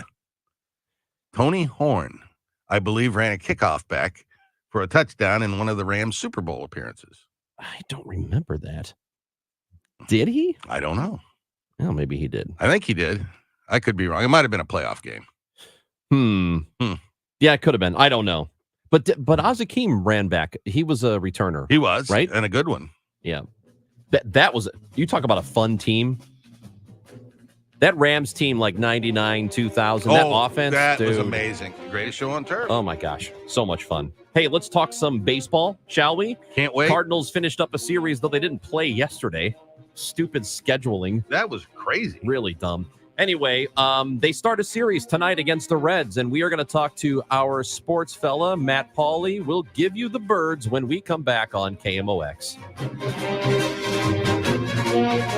If you have a problem with the IRS, believe me, it's not going away on its own. The IRS never gives up. They have endless resources, so they control the game. Well, your tax problems can end. I'm attorney Lance Drury with the Drury Law Firm, a local tax resolution firm with an A+ rating from the Better Business Bureau. I've handled thousands of IRS cases over the last 15 years. So when you hire me, you won't be speaking long distance or sending money to some TV pitchman that's riddled with consumer complaints. Your first visit is completely free and confidential, and I'll tell you on the spot exactly how much it will cost. So call me, Lance Drury, at 314-260-6120.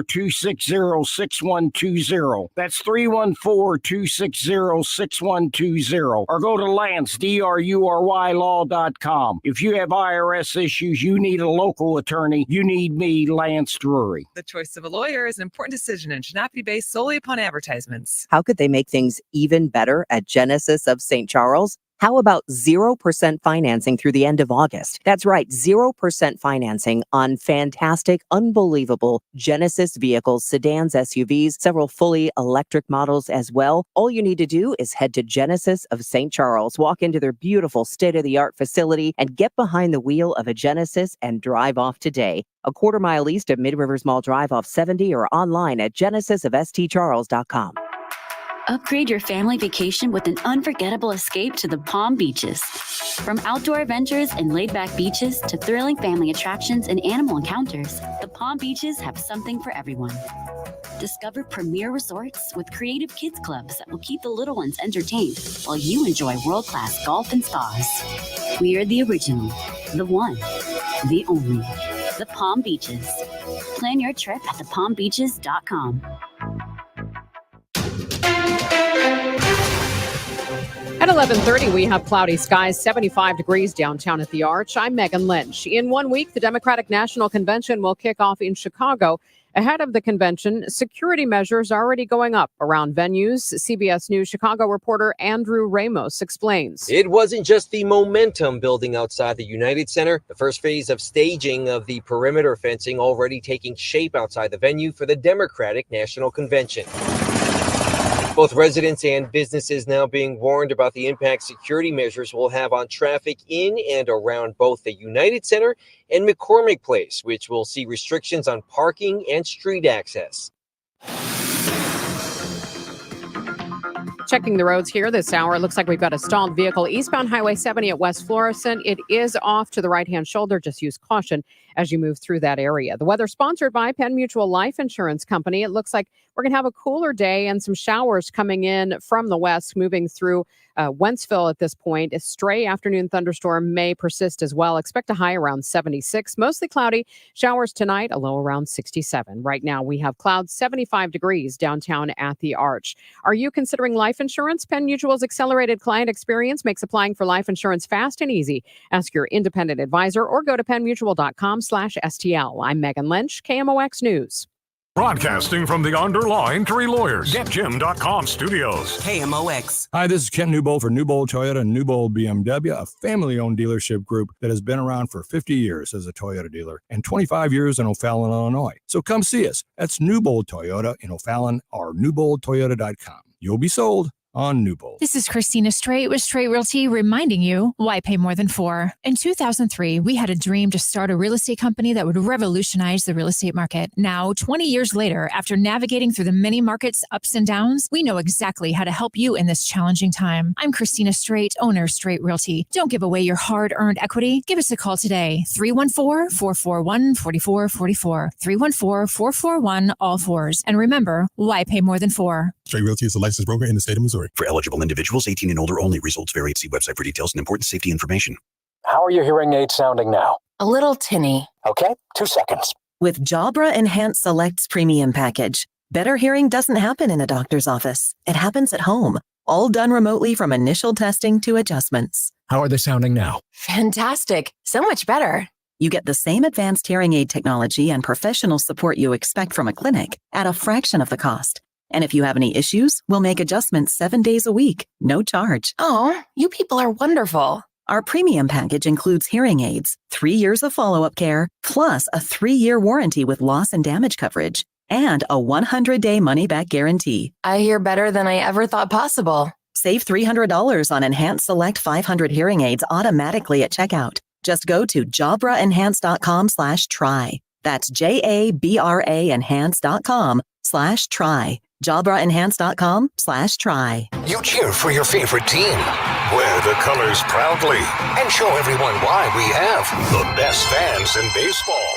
Now, KMOX and Rawlings are celebrating you, the loyal fan. You could win tickets to an upcoming game and $100 from Rawlings. Get entered now at KMOX.com/contest. Just upload a photo of you decked out in your game day attire. I'm the best fan. I'm the best fan. The best fans in baseball. Presented by KMOX and Rawlings, the mark of a pro. Hi, I'm Paul Goldschmidt. I'm Cardinals outfielder Lars Nootbaar. I'm Wilson Contreras. Now, Chris and Amy give you the birds.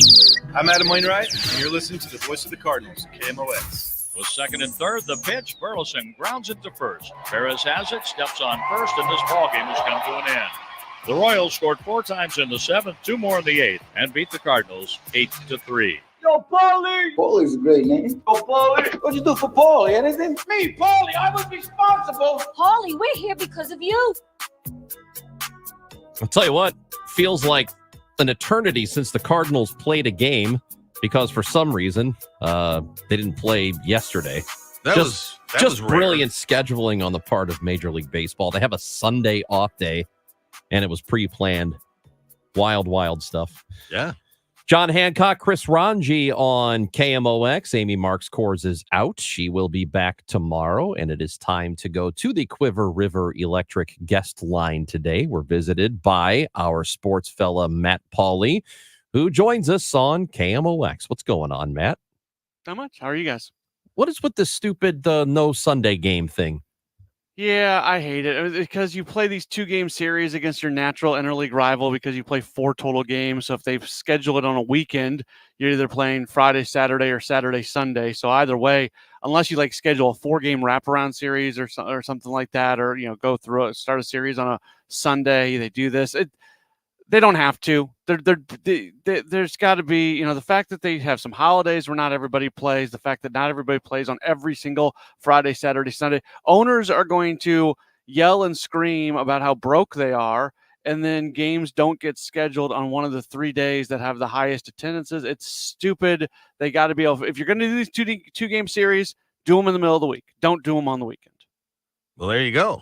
That's exactly right. I feel like this could be done. I feel like this could very easily be figured out, and I don't know. It seems ridiculous. But anyway, no game yesterday, but they will start a series against the Reds here, and the Cardinals find themselves out of the playoff. They're in the picture, but they are out of a playoff spot right now. They are a game and a half behind the Braves. The Mets are right in front of them, the first team out at the moment. You've got the Giants who are tied with the Cardinals, a game and a half out. The Cubs are 3 games back. So Matt, this is still a very tight race, and I imagine will be for a while. Yeah, I think so. The Pirates started to fall off. I think they've lost 7 straight games. They had been tied with the Cardinals for a while. And I'm not even really looking at the division right now. If they happen to play themselves to a point where we can talk about the division again, that's great. But right now, when you're talking about a team that's 7.5 games back in the division, I think the focus does have to be on the wild card at this point. And they've got 2 teams to jump over. Luckily, as you allude to, those 2 teams are right in front of you. The Mets are 1 game, and the Braves are 1.5 games in front of you. Yeah, but the bottom line is this team, I don't think has the talent at this point to make a deep run in the postseason, even if they should happen to get there. And a lot of things would have to go just perfect for the Cardinals to even make the playoffs. And you look at this ball club right now, Matt, and they're not hitting at all. They're getting less than acceptable output from Nolan Gorman and big chunks of this offense. And now the bullpen is starting to show some real wear and tear on it. I don't know. I don't know that this ball club has, much to offer us. Am I being too negative? No, I don't think so. I think what you said is correct. They don't look like a team that's built for a long playoff run. Now, I would remind you that sometimes you catch magic in a bottle, and this is not the Cardinals should just, this is going to happen. Like, you don't play to try to find magic in a bottle, but can it happen? We saw it happen last year with the Arizona Diamondbacks. They certainly did not look like a team that was going to go on a deep playoff run. So funky things happen in the playoffs, but still, you should build your team and you should go through the season with the idea that you're building it as a team that can go on a deep playoff run. And to your point, John, I don't think you look at this team right now and say this team has NLCS written on it. Well, yeah, that what you're talking about now, that has been the criticism of the Cardinals for a while now, is that it seems like they've been satisfied with a team that's good enough to get in, and then the assumption is, well, anything can happen once you're in the tournament. Well, yeah, anything can happen, but the point is to put a team together that has as few question marks as possible, so your odds of winning are better. Doesn't guarantee anything, but it just gives you a better opportunity to win.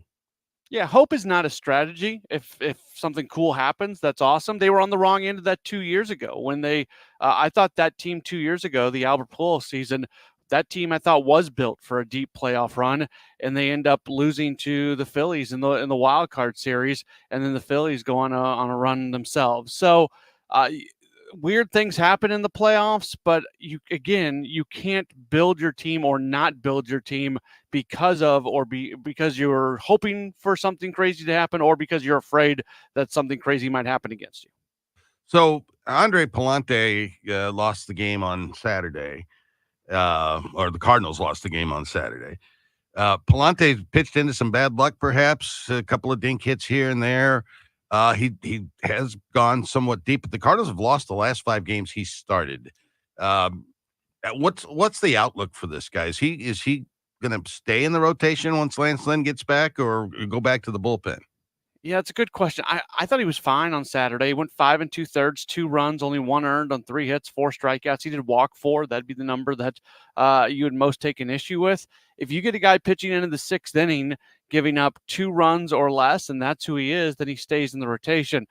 They are going to have some decisions to make here because Lance Lynn is going to come back. I don't think the Cardinals are in a position where they're going to be able to stomach not putting Lance Lynn or taking Miles Michaelis out, or one of the guys who has not been quite as consistent. Maybe you find an injury or do something there, but I would suspect that unless they just decide that they want to stick with a 6-man rotation from here to the end of the season, that Palante would be the odd man out. What do you suppose will happen in terms of, we know they're going to get the September reinforcements. That always happens, but could we see something in terms of a call up prior to September happen, whether it's Jordan Walker, who's looked a little better in the minors, or somebody else? Yeah, a lot of talk about Jordan Walker here. 5 home runs in his last 15 games, I think it is. He's driving the ball. He's hitting for power. He's hitting doubles. He's doing those sort of things. So he seems to be the guy that would maybe have the opportunity to come in and make a big impact first. A lot of talk about Thomas Sajaci as well as somebody who could possibly come up. He's been playing, swinging a hot bat. I think Walker would be the first one. It's been really good to see what he's been doing. If he can do this for another week or so, at that point, there has to be a serious discussion about bringing Walker back. Yeah, and at what point with Nolan Gorman do we just kind of say, well, this isn't working? He's got all that power. We've seen it, but I mean, the numbers he's putting up and where they rank in the Major League Baseball are just pathetic. Yeah. Yet he's still relatively young. I mean, is this a guy that you just have to keep running out there? And if so, how long do you do that? It's a really good question. I don't have much of an answer. He strikes out so much, and I don't care about the strikeouts if he's hitting home runs and if he's hitting doubles. Strike out all you want. I know a lot of people don't like that, but that's me. If you're going to drive the ball, if you're going to drive in runs, if your other at bats where you're not doing that or strikeouts, it's not great, but it's not the end of the world. But he's not doing any of that right now. He's not playing that much. How much better can you get? Like, I think they're in a really tough spot with him right now. And it's gotten to a point where they're not overly comfortable playing him. Could that roster spot be used better for somebody else? Would going back to AAA do something for him? I don't know. He's going to go to AAA and he's going to rake because he's going to have no problem against AAA pitching. So 30 home run hitters who play second base don't grow on trees. He's still super young, John. You don't give up on that. But at some point, he does become a little bit of a liability on the roster. Looking at the numbers for both Arenado and Goldschmidt, who are, as we've talked about a lot, supposed to be the focal point of the offense, and they haven't been their typical selves. And maybe the guys we've seen in the past, the All-Stars, the MVPs, that's just not going to happen for them any longer. How much more can we expect from them than what we've seen? Even though the last couple of weeks, it's been better than average, certainly better than what they were doing early in the year. Is this what we're getting from them in the last 2 or so weeks good enough for this team to make a run? I think for Nolan Arenado, it is. In the month of August, he's hitting .351 with an .847 OPS. If he's going to do that for the rest of the way, then I am perfectly comfortable with that. When it comes to Goldschmidt, even with what he hit the home run on Saturday, but even with that, in the month of August, he's hitting .219 with a .793 OPS. The OPS isn't terrible, but obviously .219 batting average isn't great. So it feels like Arenado might be starting to come around a little bit, and it feels like you still need a lot more from Goldschmidt. What do you think the Cardinals are going to do with Goldschmidt? His contract's over at the end of the season. Mozeliak has mentioned the possibility of bringing him back. What's your sense? I think they have. I think they go, if they bring him back, I think it's a situation where maybe there's not a whole lot else out there for him, that possibly they bring him back on a 1-year deal with the understanding that you're going to go in and nothing's going to be guaranteed, because they can't just hand him the first base job next year when you've got Alec Burleson on the roster and you got guys in the outfield who can go, especially if Jordan Walker were to come back up this year and have a really good final month and a half of the season. That goes into the decision as well. They're comfortable with Goldschmidt. He is somebody who could possibly have a bounce back season next year, but he might not as well. So I think just relying on him is a little bit of a scary proposition, but I would not be against this team bringing him back on a 1-year deal to see what he could do on a possible bounce back. What is the thing here, as we've got 44 games left in the season? Cardinals have played 118, so 44 games left to go. We've talked about where they are in the standings. What is going to be the most important element of the team if they're going to get back into a playoff spot and keep it? Scoring runs consistently, just being a consistent offense. I mean, they're still in the red in terms of run differential. Yeah, and you know what? I don't look at that too much, just because I know they've won games close and they've lost games big. That's sort of been who they've been this year. So I think it's actually a compliment to the team that they've got the record that they have with the run differential that they have.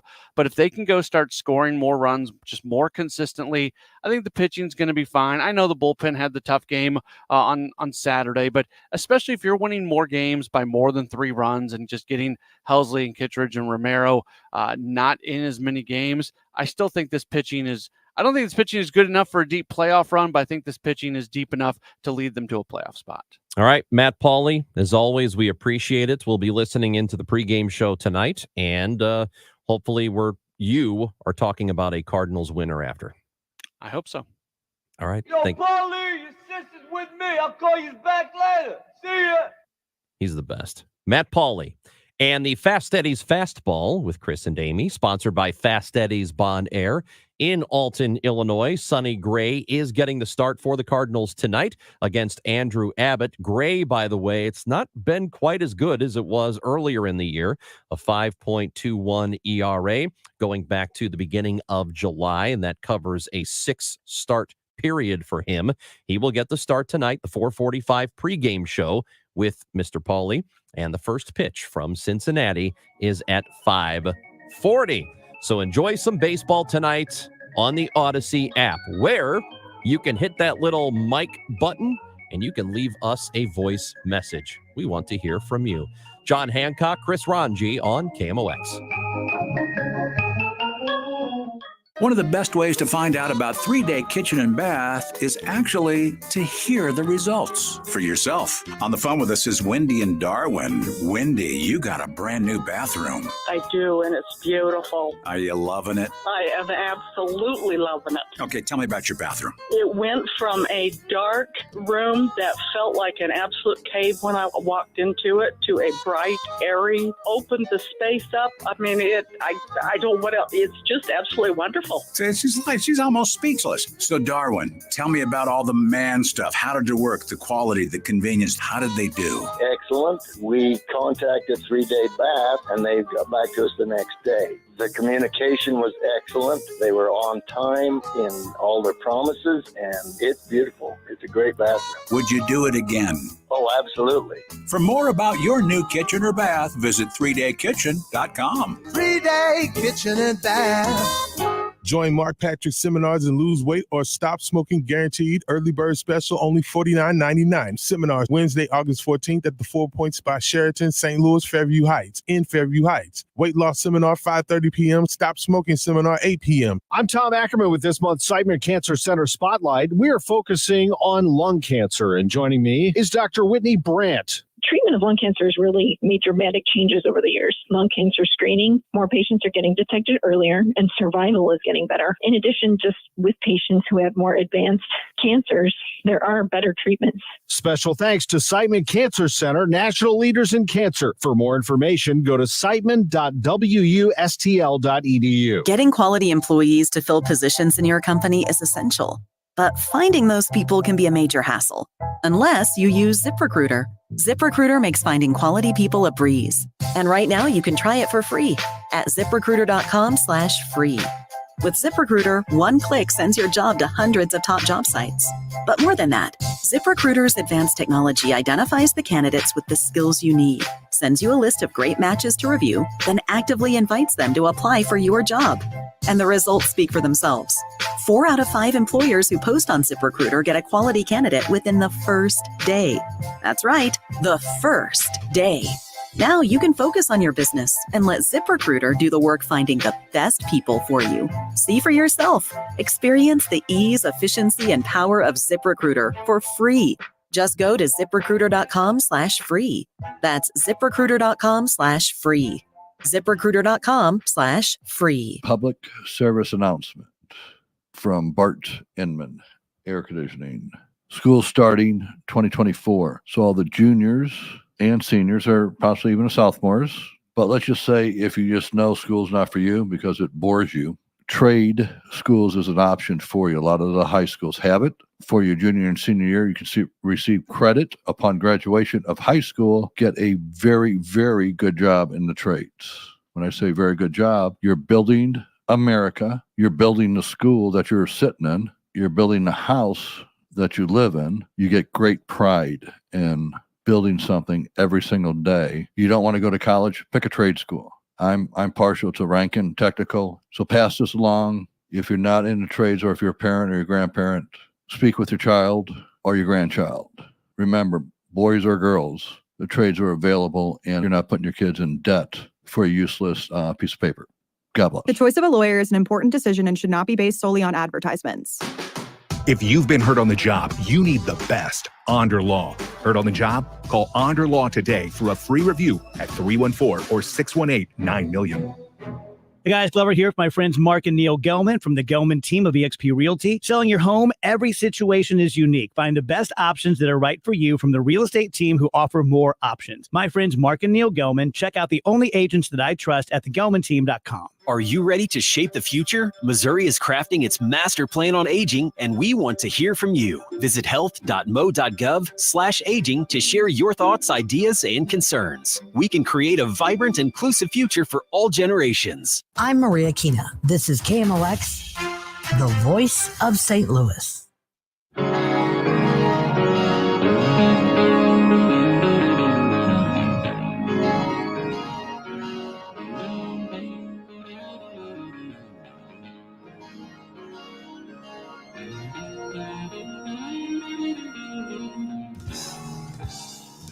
I don't know what this is, but I just know that John Hancock lit up when Matt Pajeski Digging played it. Yeah, that was the solo album of Chris Squire, the bass player for Yes. That piece is called Hold Out Your Hand, right? Is that right?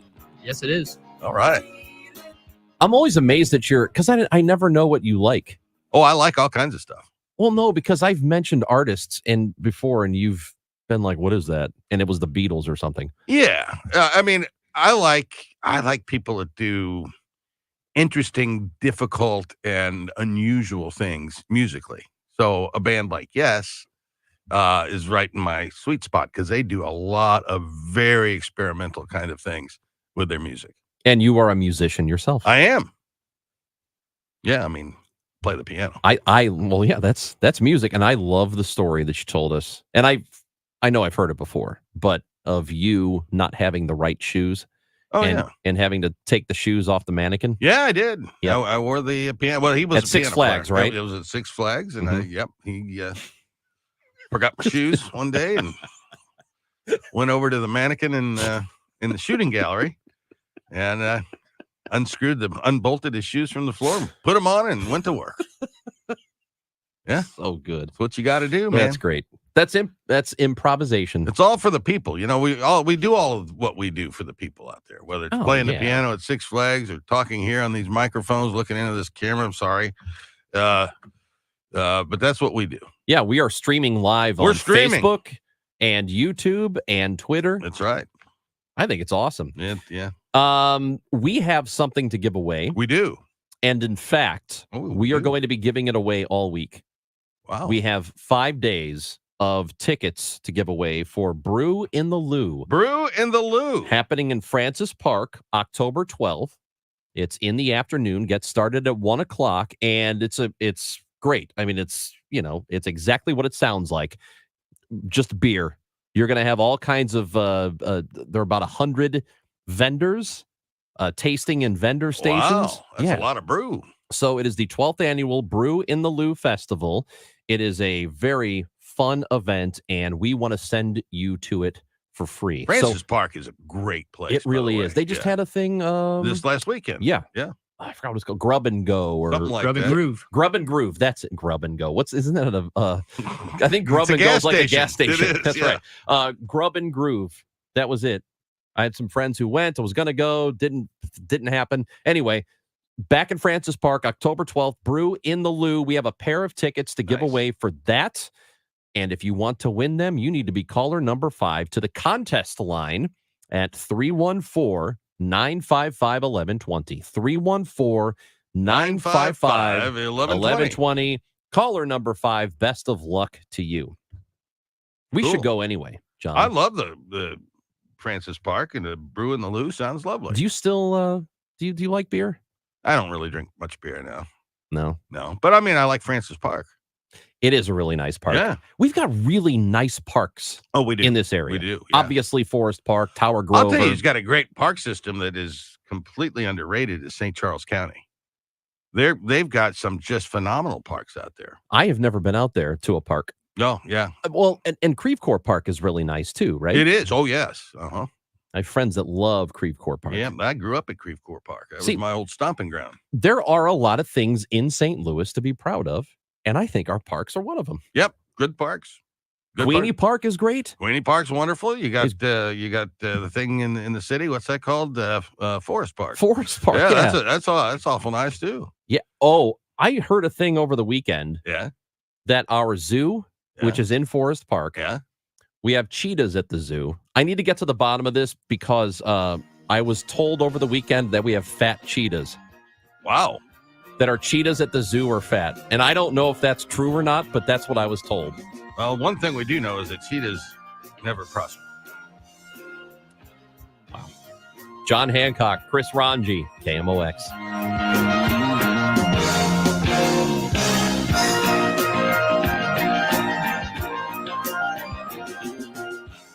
Tom Ackerman for Busey Bank. We proudly recognize the Lime Child and Family Center as a building community partner. The center provides high-quality early education and support for families, regardless of their financial situation or a child's development level. Busey is proud to support programs that address all areas of child development, with a special emphasis on the social-emotional skills necessary for future success. Learn more at limechildandfamily.org. This is Pat Buring, Executive Vice President of Busey Bank. The Lime Child and Family Center has been building community in South County for close to 50 years. In that time, need led to growth. Licensed today for 121 children, the center also offers parents resources, referrals, and support so they can provide more stable homes. We at Busey know strong families mean strong communities. Join us. Get involved. Help your neighbors as we continue building the communities we call home. Wow, honey, have you seen the electric bill? Yeah, it's out of control. But have you heard of Navien tankless water heaters? Tankless? How does that even work? Well, instead of constantly heating and storing water, it only heats water when we need it. So much more efficient than our giant tank heater. That sounds great. Let's look into Navien. Already on it. Imagine all the hot water you need only when you need it. Bulky tanks are history. Navien high-efficiency tankless is the future. Compact, wall-hung units free up floor space, lower energy bills, longer life than tanks, and a 15-year warranty. Find out more at tanklessmadesimple.com. Retirement can be scary, but only if you're not prepared. That's why AARP created thisispretirement.org. Because unless you've already retired, you're in pretirement and you still have time to plan. Learn about retirement savings options, potential tax breaks, and how you can build savings over time. Visit thisispretirement.org for free resources to help you customize your action plan and feel the retirement fear disappear. Brought to you by AARP and the Ad Council. KMOX, KECK HD2, K254CR, St. Louis. The legendary voice of St. Louis, KMOX. Always live on the free Odyssey app. eBay Motors is here for the ride. 120,000 miles of night drives, daily commutes, and who knows how many. Are we there yet? Through countless fixes, elbow grease, and a new radiator, you kept your ride alive. With eBay Motors, you have over 122 million parts to keep it running. And with eBay Guaranteed Fit, they'll be the perfect fit every time. Plus, at these prices, well, we're burning rubber, not cash. Keep your ride or die alive at ebaymotors.com. Eligible items only. Exclusions apply. She posted about us just now. Celebrities can't get enough of Beyond's bespoke skincare line. She has 147 million followers. How do we monetize? She needs a social media associate to help her with the hype. We should repost this. Do we need a hashtag? Indeed can help her hire great people fast. I need Indeed. Indeed you do. You can schedule and conduct virtual interviews all from your employer dashboard. Visit Indeed.com/credit and get $75 towards your first sponsored job. Terms and conditions apply. Mid-America's most trusted source for news. KMOX. At 12 noon, we've got a little bit of a cool down in the temperature as some weather moves in from the west. Cloudy skies right now downtown, 72 degrees. I'm Megan Lynch. In the news this morning. Travis was a damn good police officer. I mean, popular amongst area law enforcement officers. That's Ferguson Police Chief Troy Doyle speaking with us about Officer Travis Brown. He's suffering from a brain injury after a protester reportedly tackled him at the police department Friday. He's still in bad shape. You know, right now he's listed as, critical but stable. Doyle says video of the incident could be released as early as tomorrow. 28-year-old Elijah Gannett of East St. Louis charged with assault, resisting arrest, and property damage in connection with Officer Brown's injuries. 4 other individuals face charges ranging from assault to resisting arrest to property damage stemming from Friday's protests. The St. Louis County Council Committee of the Whole will decide Tuesday whether to abandon its existing form of government. Depending on the outcome, county residents could be voting in November on the change. 7th District Councilman Mark Harder's proposal would add a county manager in addition to a county executive. That manager will report both to the county executive and the council, and we will have authority over that person and their ability to do their job. I think that will get things done a lot more efficiently. Opponents of the change say a county manager position would give too much power to someone who's appointed, not elected. More public comment will come before the vote at the meeting, which begins at 3:30 at the county council chambers tomorrow in Clayton. The U.S. warning Iran not to keep assisting Moscow in its war on Ukraine. CBS News correspondent Cammie McCormick reports. State Department spokesman Vedant Patel says the U.S. is deeply concerned by reports that Iran is planning to deliver hundreds of ballistic missiles to Russia. He says the U.S. is consulting with allies. Together, we are prepared to deliver a swift and severe response if Iran were to move forward with the transfer of ballistic missiles, which would, in our view, represent a dramatic escalation. Russian President Putin has promised a strong response to Ukraine's offensive that crossed over its border. From the KMOX business desk, sales of e-bikes and e-scooters have boomed in recent years, and with them, safety concerns. The number of deaths and injuries involving the devices has grown dramatically.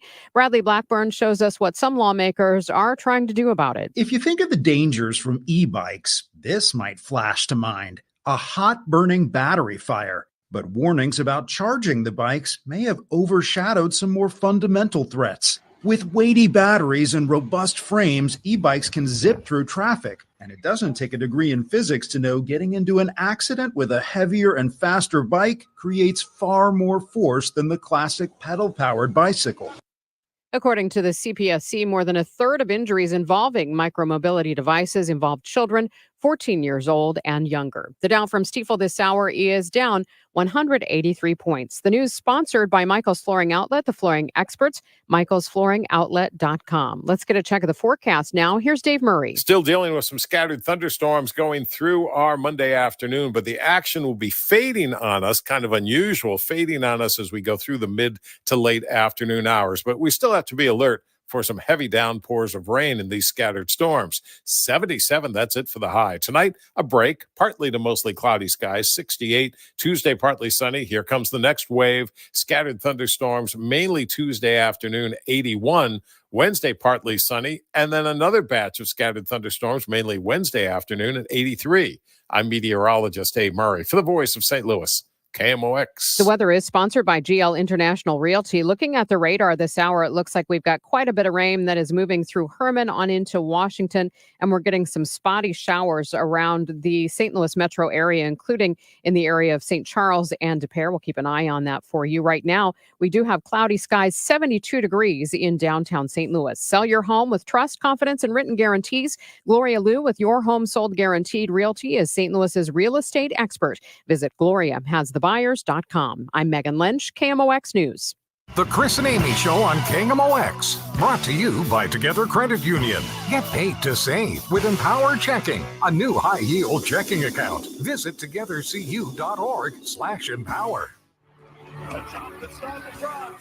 Tom Cruise! What? Only Tom Cruise. This is real. Yes. And that was Tom. From the top of Stade de France down to the floor of the stadium.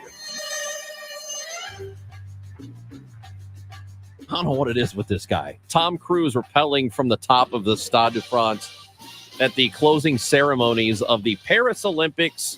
It is all over. So the fortnight has come to an end, and the United States dominant in medals once again. We're king of summer. John Hancock, Chris Ranji on KMOX.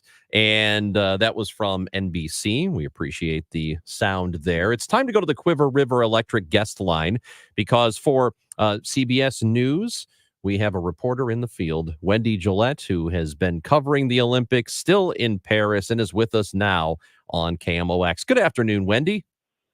Good afternoon. Wasn't that closing ceremony something? I mean, it really was. And we heard, I guess it was about a week ago, the report that he was going to do that. What was it like to see it in person? Oh, it was amazing. The whole show was just fantastic. The lights, the sound system in there, the athletes coming in and parading in so happy and waving at everyone. And then once it really got underway, it was really magical. The acrobats coming from the ceiling and going in those gold wheels and then them elevating and going up and forming the Olympic rings. And then, of course, Tom Cruise elevating down out of the top of the stadium. And yes, of course, we had all heard the rumors actually that he was going to skydive into the arena. So every time into the stadium. So every time I saw a plane go by, maybe that's going to be him. But of course, that was sort of a morphine, I think, in the delivery of the video of him skydiving and then the rappelling. I think it would have been pretty difficult to get into that arena. And I kept looking at the top of it and saying, ooh, this could be really bad if he missed it.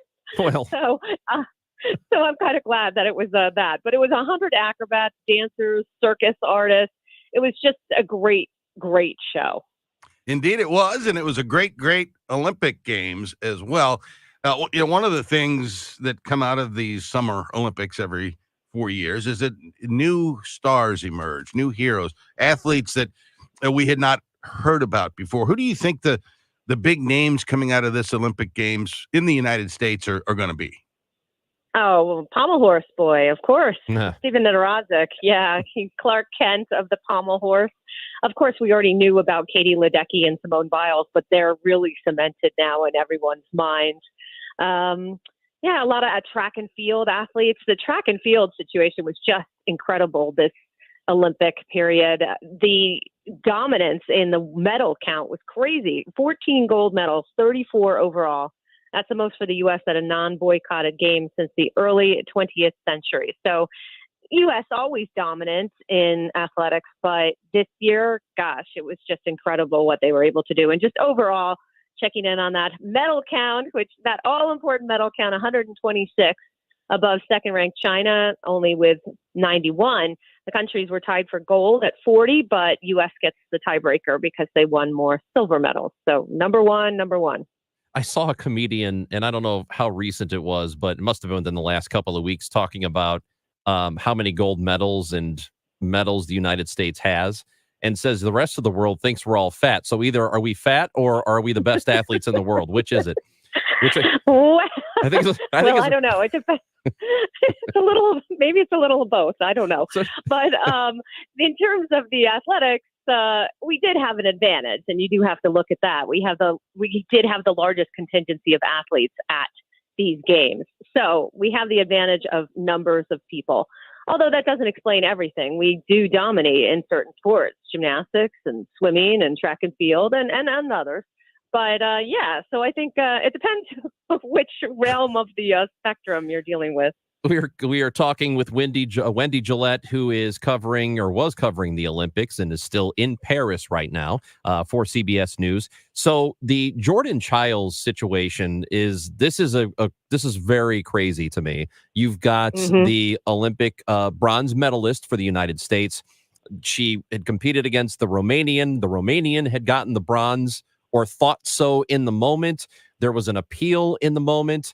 The IOC came back later and said, well, the appeal wasn't filed in enough time. They have a minute, and then it ended up being a minute 4 seconds. So they're trying to take the medal away from her. What do we know now? What is the latest on that situation? Yeah, this saga just keeps dragging on. It's gone on for days now, but USA Gymnastics says it has submitted video evidence with timestamps to the highest court in sports that shows that inquiry over the floor routine was filed 47 seconds after her score was published. So that would be within the minute deadline. And that was the court that ruled over the weekend that the request was 4 seconds too late. And so that invalidated the boosting of her score by a tenth, which had given her that bronze medal. So no ruling yet. We don't know how often this court, I didn't even know there was the highest court and court in sports. I had never heard of this particular court, but I don't know how often they hear things or if it's just emergency hearing and when they're going to look at this case again and say, okay, if they have the timestamps, it seems pretty conclusive evidence. I guess it depends if it really shows when the score was published and showing then when she went to the head coach went to the desk to file that complaint. And in the evidence, they say she went twice before a minute. So she went at 47 seconds and then just before a minute to make the second appeal and say, hey, we are going to file this inquiry. So you would think that if they looked at the case again, and that is compelling evidence, that they're going to overrule their ruling, perhaps, and then Childs would get to keep the bronze medal. Yeah, these people need to find something better to do with their time than take away medals from. You mentioned we had the largest contingent of athletes, and I noticed, and maybe this is always the case, but it really struck me this year. I think we were playing the Brazilian volleyball team, and the players on Brazil, this one goes to Arizona State, and this one, and all these athletes from other countries, even the French swimmer that was such a phenom is in a U.S. college. The United States is fairly well represented on a lot of these other teams, aren't they? Oh, yeah, for sure. And in a lot of the articles you'll see, sometimes it's American born, and then they, maybe their mom or their dad end up being from another country, and they go to compete under another flag because the U.S. is so dominant. Or you have that situation where, yes, they've competed at colleges. And that's very common, because where else in the world could you go with the kind of competitive collegiate environment than the United States? And plus the education is a lot better than a lot of places. Wendy Gillette with us on KMOX. She covered the Olympics in Paris, is still in France at the moment. And one of the stories that got a massive amount of attention throughout the games is the Algerian boxer who ended up winning gold. And there were questions about her gender, and she has filed a harassment lawsuit. I don't really understand the specifics of the lawsuit or where it can really go or what kind of teeth it has, but what do you know about that situation now? Yeah, I don't know whether it really has any grounds, because I think a lot of the harassment that she was getting was on social media. So, and a lot of the other athletes have said the same thing. The Romanian athlete, the gymnast, Ana Barbozu, she said she's been the target of intense social media threats and remarks. And also Jordan Childs has said the same thing, that she actually went off social media because there were so many hateful comments. So I think it's fairly common for these prominent athletes, especially with some kind of controversial decision, to face this online harassment. But I don't know that it's going to go to a court necessarily. Was this the last that we'll see of Simone Biles at an Olympic Games, or does she have one more in her, do you think? She's been very cagey about saying what she wants to do. And if you noticed last night, she did have that boot on her foot after she injured her calf during the qualifying round, and it was bothering her throughout the Olympics.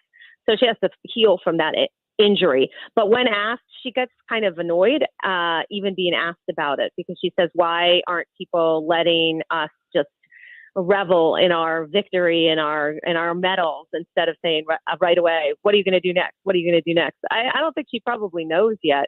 She is a tremendous athlete, but she's 27 and she's already really old for gymnastics. So at 31, then your body starts to break down. And she has talked about how her body has been affected in the last couple of years and how she feels things differently. Gymnastics is so tremendously difficult on the body, your joints, your muscles, little tears here and there, and just wear over time. It's a very demanding sport that takes a lot out of your body. So another 4 years, I don't know. She did say when she performed the Biles 2, that incredible Yurchenko double pike vault that's named after her. She said, that's the last time I've performed that. So I don't know if that's an indication of whether she's going to perform again. She has other vaults she does, and they're all great. But that one is at a humongously larger scale of difficulty and gets the points for it. But she said in the documentary that's on Netflix, she said, every time I do that vault, I get scared. I think that because it really is incredibly dangerous. So I think she doesn't want to do that one again, but I don't know. We'll have to see. She's got an interesting future in front of her, no matter what she decides to do. Last thing I have for you, when the Olympics started, I know there were some concerns about security and whether or not something would happen. You know, I know there's always a terrorist concern, that kind of thing. But it seems like in terms of security, the Olympics went off without a problem. Yeah, incredibly well. There was that train attack right at the beginning, but that really did not affect the Olympics. It just affected some people who were arriving for the opening ceremony. Yes, it went incredibly well. And I think part of the reason why is the number of police officers they had here. 45,000 for the opening ceremony, 10,000 Army soldiers, and you saw them everywhere you went. And just going into the closing ceremony, I had my bag checked twice. I went through a metal detector, and this was everyone in the crowd. And they shut down streets all around arenas. For the basketball, I noticed it was really tight, much tighter, because it was the same arena, Bercy Arena, as gymnastics, and it wasn't as tight for the gymnastics as basketball. The semifinal and the final that were held at Bercy, I think it was partly because of the VIPs who were in the building.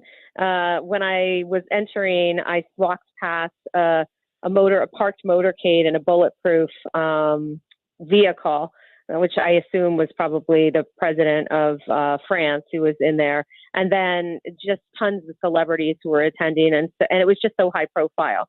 So you definitely saw a heightened security presence at events that would be potential targets because of who was going to be in the building. But yeah, I felt really safe the whole time. And I have to say, that was one of my considerations. I was nervous knowing the history of terrorist attacks in France, and that it was such a ripe target with the opening ceremony happening along the Seine for the first time outside of the stadium. And so I was nervous about going. But as soon as I was here and saw what the situation was, I felt very safe. And other Americans that I spoke to said the same thing, that they felt not concerned and very safe. Well, Wendy, glad that it all went well for the games and for you, and we appreciate the reporting. Thank you for talking with us today. No, thank you. And have a safe trip back home. Oh, thank you. Wendy Gillette, CBS News reporter, covering the Olympics. As I mentioned, she is still in France and will be coming back. By the way, Steph Curry, how about that guy? That was incredible. Woo, that was incredible. Man, he's awesome. Talk about meteor showers. Wow. Right? Yes. Just dropping meteors on unsuspecting opponents, on the French. Amazing stuff. He's awesome, man. Really, really good stuff. That's John Hancock. I'm Chris Ranji. We're going to talk to Rick Stream at the bottom of the hour, Republican Director of Elections in the state of Missouri. A new rule that John doesn't like, and we're going to talk about it. That's later on KMOX. For eligible individuals, 18 and older only. Results vary. See website for details and important safety information. How are your hearing aids sounding now? A little tinny. Okay, 2 seconds. With Jabra Enhanced Select's premium package, better hearing doesn't happen in a doctor's office. It happens at home, all done remotely from initial testing to adjustments. How are they sounding now? Fantastic. So much better. You get the same advanced hearing aid technology and professional support you expect from a clinic at a fraction of the cost. And if you have any issues, we'll make adjustments 7 days a week, no charge. Oh, you people are wonderful. Our premium package includes hearing aids, 3 years of follow-up care, plus a 3-year warranty with loss and damage coverage, and a 100-day money-back guarantee. I hear better than I ever thought possible. Save $300 on Enhanced Select 500 hearing aids automatically at checkout. Just go to jabraenhance.com/try. That's JABRA enhance.com/try. JabraEnhance.com/try. I'm Dave Glover, and I see clearly now thanks to the doctors, Dr. Greg Birdie, Ranjan Malhotra, Robert Brusati, Andy Royer, and Samuel Barry. You can too. Just go to youridoc.com. Wesley Financial Group is not a law firm. Are you a victim of the timeshare trap and think there's no way out? I'm Chuck McDowell, founder of Wesley Financial Group, the original timeshare cancellation expert. And I'm here to tell you that there is a way out. All you need to do is give my office a call. I will send you a timeshare exit information kit absolutely free, explaining how the timeshare industry works and your options for cancellation. Call Wesley now for your free info kit. 800-790-1400. 800-790-1400. When you haven't found love, it can feel like everyone else has. It's in every movie, every song, and all the PDA. Looking for love sucks. Thankfully, California Psychics can give you the guidance you need to find the one. We guarantee if your reading isn't life-changing, it's free. And new customers receive 20 minutes for just $20. Visit CaliforniaPsychics.com and experience the joy of certainty. California Psychics. If you have an IRS problem, getting accurate legal advice could help get this all behind you right now. Hi, I'm local attorney Lance Drury with the Drury Law Firm. The IRS made new changes that make it easier to settle your IRS debt for a reduced amount. Not all our clients qualify, but under the IRS's new Fresh Start program, you may be able to resolve your IRS problems quickly and for less money. But don't wait. An IRS problem is a legal problem. You need someone who understands both the IRS and the law. Don't trust your tax problems to some TV personality. The Drury Law Firm has handled thousands of IRS cases over the last 15 years, and your first visit is completely free and confidential. And I'll tell you on the spot exactly how much it will cost. So if you're facing IRS wage levies, bank levies, or tax liens, call me, Lance Drury, at 314-260-6120, or go to Lance, D-R-U-R-Y, law.com. If you have IRS issues, you need a local attorney. You need me, Lance Drury. The choice of a lawyer is an important decision and should not be based solely upon advertisements. This is the story of the one. As a warehouse manager, her job is to transform chaos into clarity and to see patterns where others see problems. Luckily, she's got a partner who shares her perspective. Grainger offers over 1 million industrial-grade products, backed by real person support and in-depth online resources, so she can tackle every task with precision and turn potential setbacks into streamlined success. Call clickgrainger.com or just stop by. Grainger, for the ones who get it done. What drives you? At 303 Car Care, we're driven to put the best detailing products in your hands. We create every formula, fill every bottle, and test every batch of 303 at our Chicago headquarters, always with quality in mind. From cleaners and coatings to our flagship aerospace protectant, you can trust that every 303 product does what the label says it's going to do. That's because 303 is driven by quality. Available at most auto retailers and Amazon. Real issues that impact your life. No polarizing politics, just relatable conversations. The voice of St. Louis, KMOX. John Hancock is filling in for Amy Marks Kors today. I'm Chris Ranji. We, again, will talk to Rick Stream at the bottom of the hour after the news, Republican Director of Elections, and there's a proposal that John wants to talk about. I would like to poo-poo the proposal. You want to poo-poo the proposal? I do. So this week is going to be a fairly big week for the Kamala Harris presidential campaign. The expectation is she is going to roll out an economic policy this week in more detail. People have been asking for it, and it is coming. Also, she has taken a lot of criticism for not yet having given an interview to any media outlet, has not done a press conference since she has been the one who's going to be the Democratic nominee. So let's talk about both of those things. First of all, the criticism faced for not having done a press conference, not having sat down for an interview. Is it really at this point that big of a deal? Well, it's legitimate, and it's particularly legitimate as it relates to Kamala Harris, because where she has not performed well over her tenure as vice president, and certainly as a candidate back in 2020, is on these unscripted, whether it's a debate stage, a news conference, a sit-down one-on-one interview. Those have been the times that she's had issues. So the fact that they are clearly avoiding any of those situations here early on in the campaign, it is noteworthy. And I think the Republicans are appropriately pointing this out. Now, I don't think she's going to be able to make it through the whole election without having some of those events. Certainly there's going to be at least one debate. I'm sure she's going to sit down and be interviewed. Whether she'll have an actual news conference with multiple reporters remains to be seen. I think she should, because as voters, we need to be able to size up exactly who we have here in this candidate. She did say she was going to, or that she has instructed her team to get an interview done before the end of the month. Of course, the convention is coming up here very soon. Yeah, a week from today. A week from today. It gets started in Chicago. So, and that's the sort of the question I have about this is, for a person who was just thrust into this campaign a month ago, she was not the nominee for president, and now suddenly she is. what should the grace period be on something like this? Well, this is a case of first impression for all of us. This is never, at least in our lifetimes, we've not seen something like this, where a president or a candidate for president has gone through and secured the number of delegates to be the party's nominee and then decided, well, I'm not going to go.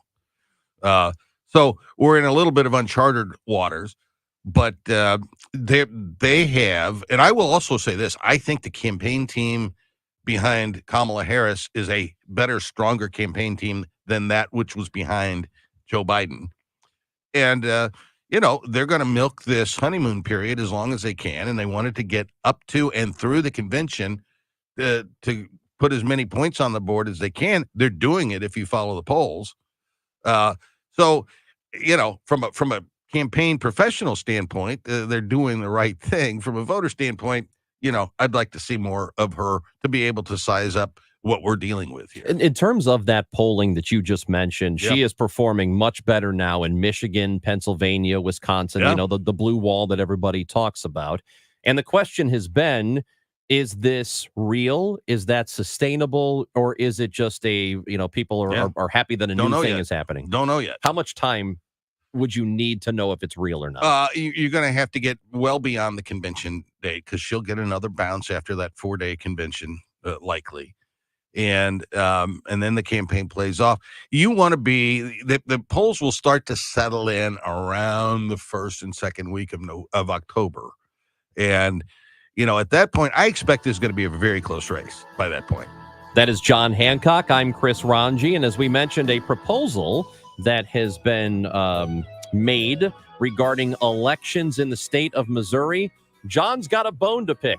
So we're going to talk to Rick Stream, Republican Director of Elections. When we come back, it is John Hancock and Chris Ranji on KMOX. We're talking to Dr. Colleen Bosler from the Audiology Center about why you, Dr. Bosler, love your field, audiology. What I hate is when people come and tell me that they avoid going to a dining hall at their place of residence because they don't want to have trouble hearing or ask people what.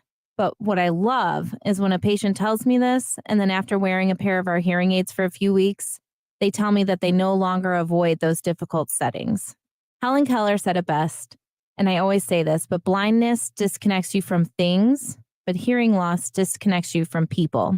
So at the Audiology Center, we try to care about you, and we want to reconnect you to your loved ones. Well, thank you very much, Doctor. She's Dr. Colleen Bosler from the Audiology Center.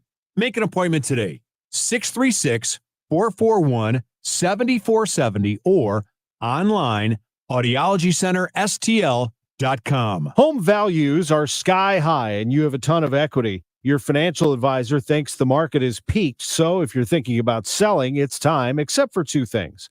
High interest rates will burn you on a new home loan, and you're not ready to move. Savvy financial advisors suggest Truehold's new Sell and Stay program. It's ingenious because they buy your home now while its value is high, but you can stay in your home as long as you want with an easy, affordable lease. Smart, right? Truehold will make you a solid cash offer, not a lowball offer like the others. It's based on your home's current value. The cash is yours to travel, pay off bills, or secure your retirement. And again, you can stay in your home with a comfortable lease. Truehold covers property taxes, insurance, and maintenance. See how much Truehold will pay for your home today. Call 1-855-300-9993 or visit Truehold.com. The smarter, faster way to cash out on your home's value without moving. That's Truehold.com. At 12:30, we have rain, 75 degrees in downtown St. Louis. Here's what we're following today. The world's richest person, Elon Musk, set to interview Republican presidential candidate Donald Trump on his X social media platform Monday night. CBS News political correspondent Caitlin Huey-Burns is following. Donald Trump, remember, has been not on Twitter, or X as it's now called. His account was suspended after the January 6th attacks. It was reinstated shortly after Musk took over Twitter and renamed it X. Musk is a big supporter of Donald Trump, not only in support, but also financially. And so this will be a friendly kind of interview. In 1 week, the Democratic National Convention will kick off in Chicago. Vice President Kamala Harris has secured enough votes to become the party's nominee for president. Ahead of the convention, security measures already going up around the venues of the convention site. CBS News Chicago reporter Andrew Ramos explains. Both residents and businesses now being warned about the impact security measures will have on traffic in and around both the United Center and McCormick Place, which will see restrictions on parking and street access. Once the perimeter is in place, no cars or foot traffic will be allowed inside without proper clearance. The weather is sponsored by Penn Mutual Life Insurance Company. We will still see some stray afternoon thunderstorms today, a high to 76. Mostly cloudy, a shower around tonight, an overnight low of 67.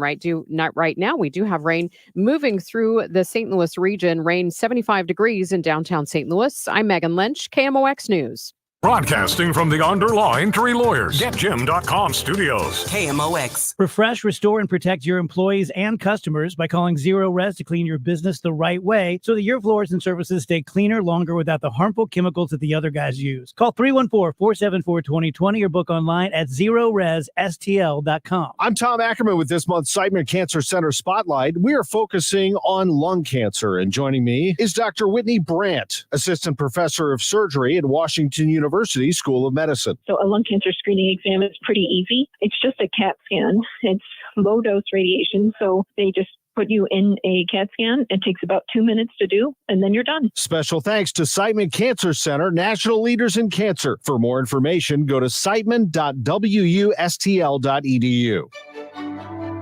Let's face it, planning for retirement can be overwhelming and stressful. And things like record inflation, rising interest rates, the threat of a recession, and the possibility of Social Security disappearing all feel like roadblocks to reaching that retirement finish line. All of these issues can have a major impact on your life savings. So the question is, what are you doing about it? Join the All Financial Group August 22nd and the 27th at Cooper's Hawk for a presentation providing you with the tools, insight, and proven strategies that can help you overcome these retirement roadblocks. Seating is limited and you must qualify to attend. Call 636-230-8824. That's 636-230-8824. Or go to yourmoneymattersstl.com. Investment advisory products and services made available through Impact Partnership Wealth LLC IPW, a registered investment advisor. Neither the firm nor its agents or representatives may give tax or legal advice. The Doctors of Ophthalmology Associates are pleased to welcome Dr. Samuel Berry to the practice. He joins Drs. Birdie, Malhotra, Brasati, and Royer as the Doctors' Doctors. 314-966-5000 or youridoc.com. Retiring soon? Get the information you need by joining Kyle Jones and Matt Allgeier of Fire Capital Management for Your Retirement Highway, Sunday mornings at 9:30. Investment advisory services made available through Pine Ridge Advisors, LLC, a registered investment advisor. Securities made available through AE Financial Services, LLC, member FINRA and SIPC. Hi, this is Paul Goldschmidt, and it's game day. It's the Cards and Reds tonight. Ameren Total Access 445. First pitch 540. Let's play ball. On your voice of the Cardinals, KMOX. Well, it was sort of prescient that we were talking about Jordan Walker earlier on the show because... Prescient. Yeah. I like prescient. Yeah. Because we know what's happening. Well, infielder Matt Carpenter has been placed on the 10-day injured list, which is retroactive back to the 9th of August. It's the 12th right now. Jordan Walker has been recalled from Memphis. Yippee. So Jordan Walker, I don't know if he's going to be with the club for tonight's game in Cincinnati. That has not been reported, but my guess is he will make it in time. I guess we'll find out. Oh, yeah. Anyway, Jordan Walker getting another shot with the Cardinals. Carpenter is on the injured list. That news just crossing minutes ago. We wanted to let you know about that. Nice. I'm excited about that. I am too. Let's see what the kid can do, man. I hope he gets good playing time and can show them something and stick around before, the season ends. Anyway, John Hancock is in for Amy Mark's Scores. I'm Chris Ranji. Time to go to the Quiver River Electric guest line. Republican Director of Elections for the state of Missouri, Rick Stream, or for St. Louis County, for St. Louis County, Rick Stream is with us now on KMOX. Good to talk to you, Rick. Thanks for having me on, Chris and John. It's good talking to you again. Always a pleasure. And I wanted to get your expert opinion. You've been administering the elections in St. Louis County for, a decade now? No, since January of 2017. So I'm almost up to 8 years. 8 years. Okay. So an experienced hand.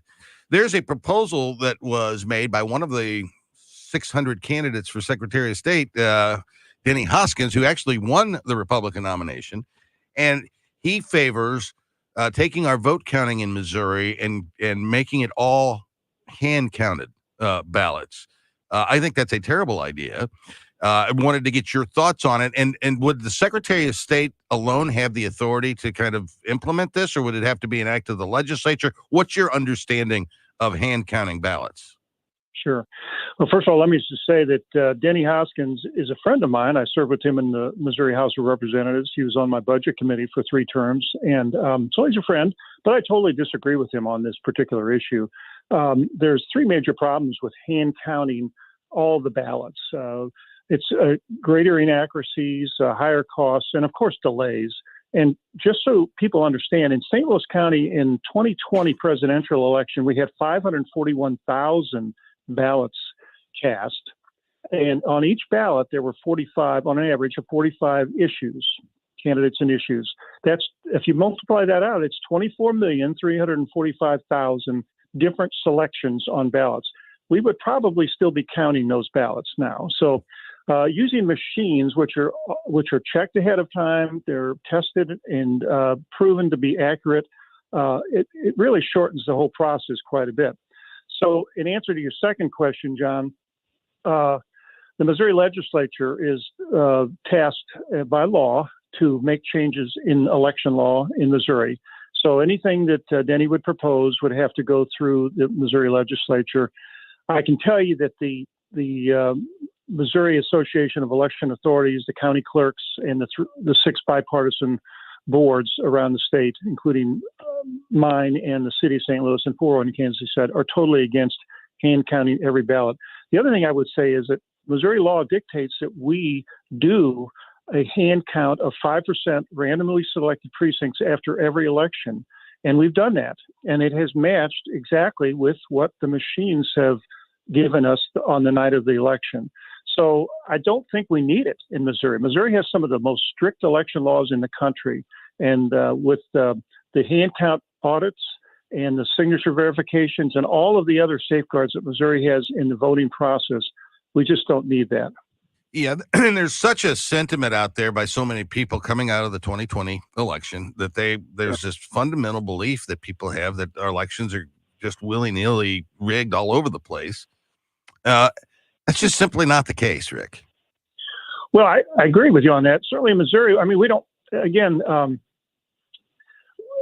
as I mentioned, we have this bipartisan election board here in St. Louis. Everything we do here in our office, and we give tours all the time, and I'm going to invite Denny Hoskins to come to our office and see how things operate here. Is everything is done in a bipartisan nature. At the polls, we have equal numbers of Republicans and Democrats running the polls. Here in our office, we hire people based on their political background, and we check their political references. So we have Republicans and Democrats at every step of the process here, handling ballots, checking equipment, tabulating the equipment. Our tabulation computer in the tabulation room, which you can't get into without a high-level Republican and the Democrats swiping in together, has a Republican code and a Democrat code that neither side knows what it is. So everything is done in a very, very bipartisan manner, but it's secure beyond belief. And as a guy who ran in elections for 25 years, I had no idea how complicated and complex it was to run the elections in St. Louis County. And the security here, both cybersecurity as well as physical security, is top notch.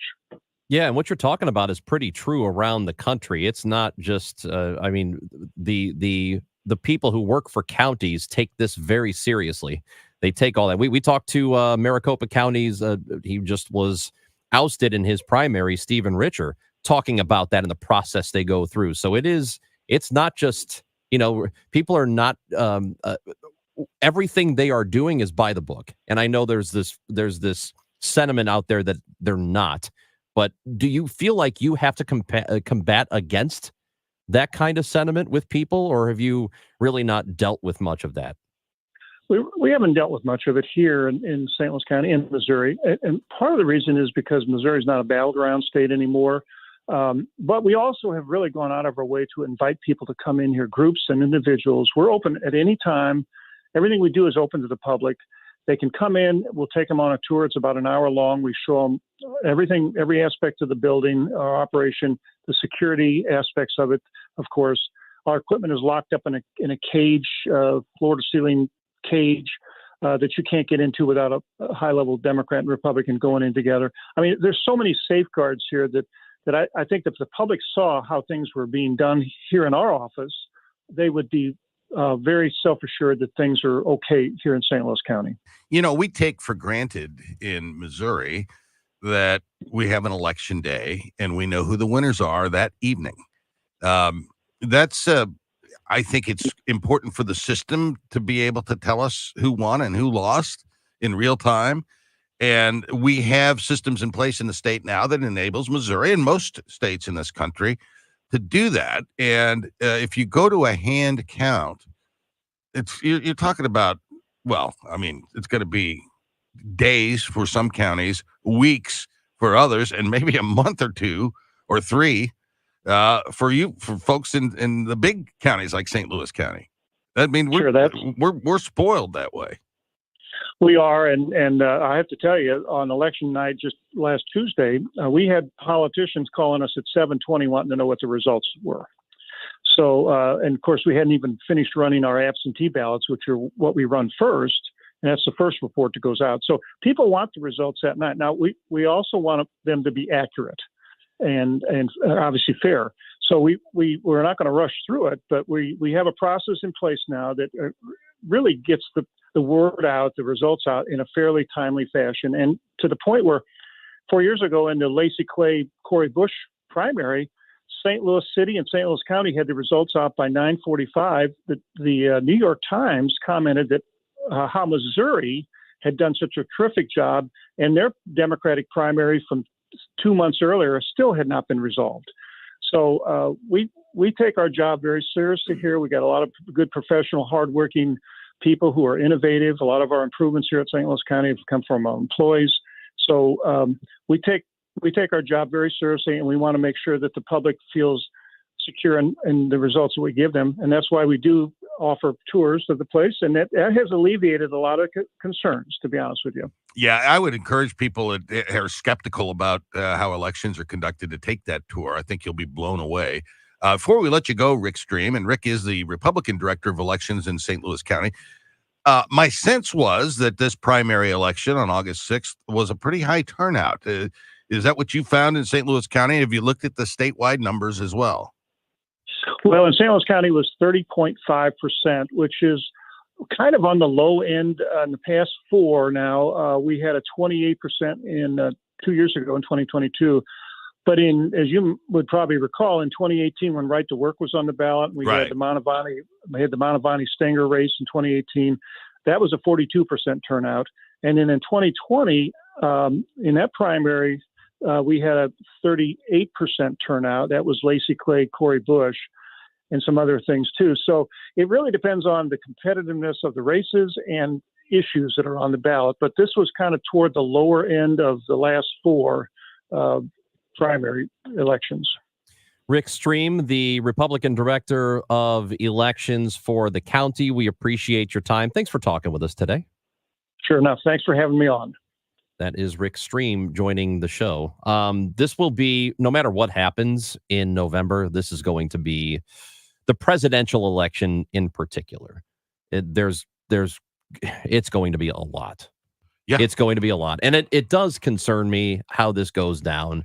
Well, it's always concerned me that when you start to question the validity of our elections processes, because that's the foundation of our republic here, that we live in a country where we get to vote and express ourselves, and we trust in the system that is counting those votes and conducting that election. And when you cast doubts on that with millions and millions of people, you've done real damage to the institutions of government and to this country. We send American election experts all over the world to teach them how to fairly conduct elections. Countries that move from communism to liberty, to free countries. We send our experts out there to train them how to run elections. And Our election system is not fraudulent. It is not rigged, and it is a disservice to the country to suggest otherwise. Do you have concerns with, there has been reporting recently that there are a number of people in swing states who do work on either election boards or secretaries of state or whatever, who might be sympathetic toward the Trump campaign if they were to lose. And in Georgia, there was a recent decision that gives some discretion to the Secretary of State or to the election boards to not certify when they're supposed to be. That's supposed to be a ceremonial thing. You just certify the results of the election. That now on the ground level, they might be able to say on election day, well, we're not going to certify here. Do you have concerns about that? Yes, I do. The certification process usually occurs 2 weeks after the election, and those boards have to certify. All of the things that Rick String talked about, the safeguards, 5% hand recounts of those precincts to verify that the machines counted accurately. They always do. So, and there's going to be passionate advocates for Donald Trump and for Kamala Harris in every election authority in the country. That's by design. Right. So I don't think there's going to be cheating involved, but the certification process and holding that up could be a problem. Well, let's hope that doesn't happen. I agree. We really desperately need to get past the point where we are questioning every single election result. Yep. Especially if your person doesn't win. Yep. We can't live like this.